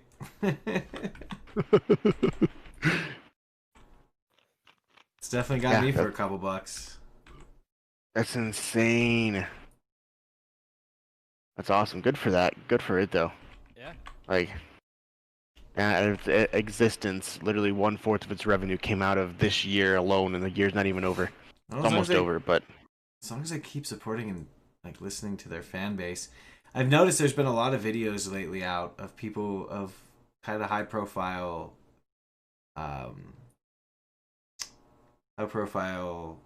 content producers complaining that they don't see, like, I've seen a bunch of videos that are like the top 5 things Pokemon has to do so it doesn't die.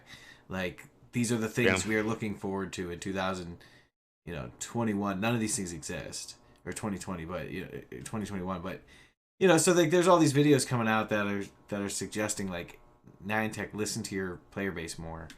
So hopefully they do it. 1000%. Last thing I have. Halo, unfortunately, Halo Infinite has lost another director. Oh. Last month, they announced that Halo Infinite has been delayed indefinitely, with no release date as of late. And since then, they've lost 3 directors to the game. Oh, that just makes me so excited for this game. Yeah, there is no date as the launch. They said will be pushed back to 2021, but didn't give any more information than that. Chris Lee stepped back from the project and is now looking into further future opportunities. He decided to step back from his role due to conflicts, but is excited for the future and new opportunities that are to come. He is the 3rd director to leave within the last year. Fuck. Yep. So that is not boding well for this game at all. And because the game obviously isn't finished in some form. Because something is going on behind the scenes that people, obviously, these directors are like, I don't know what to fucking tell you. Like, I'm out. Bye. Yeah. Yeah, something's happened. Yep.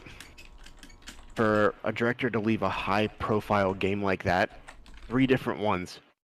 Yeah. Well, they're finding out that in order to like every director has to eat the entirety of a child.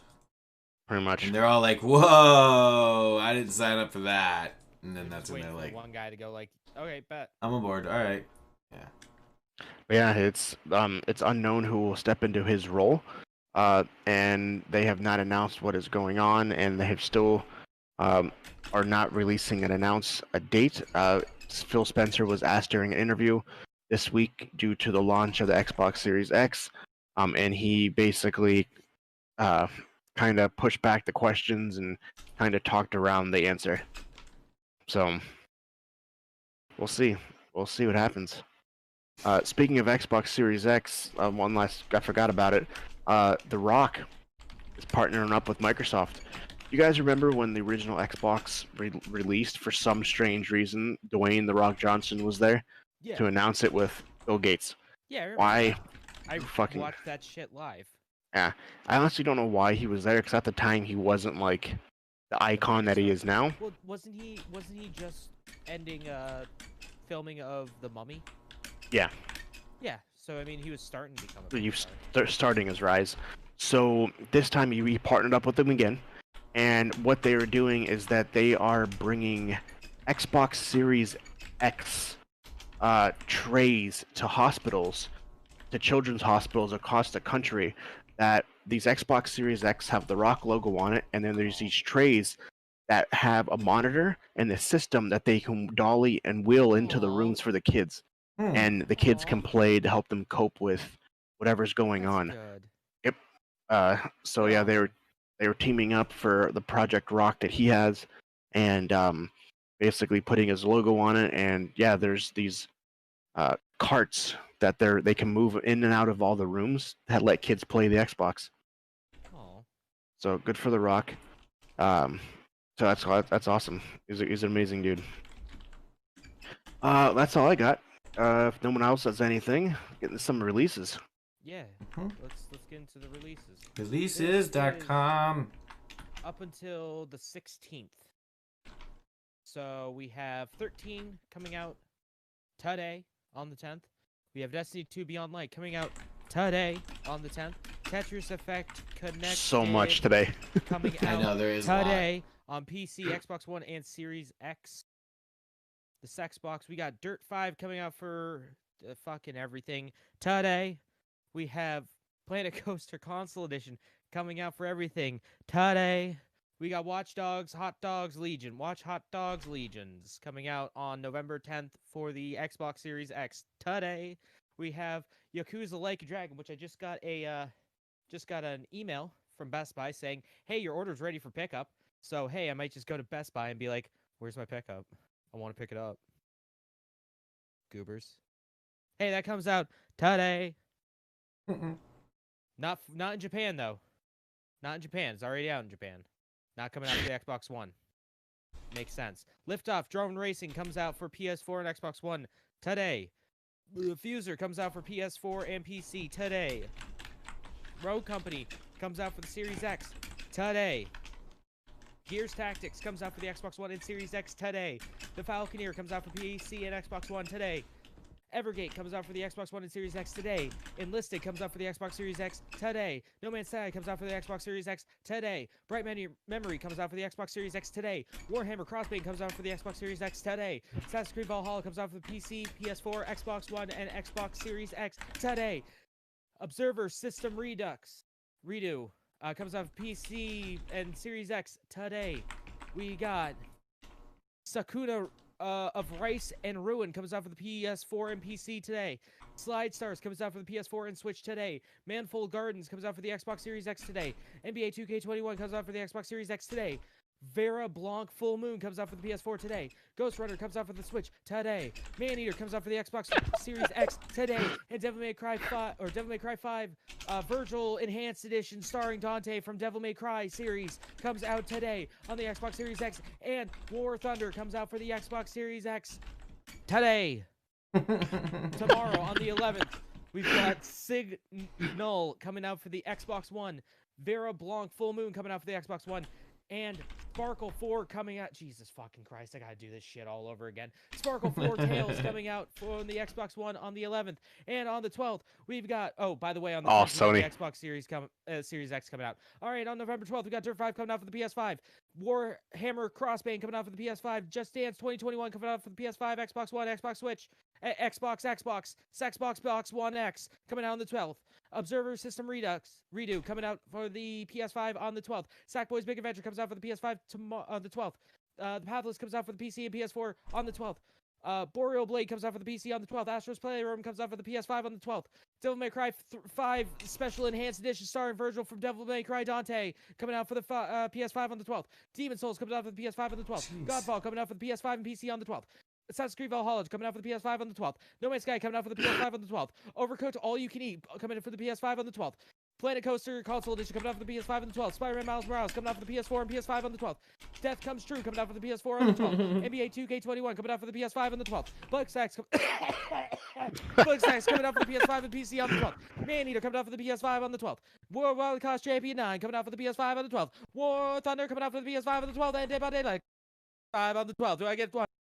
You're breaking my computer. For the 12th. And the PS5 comes out on the 12th.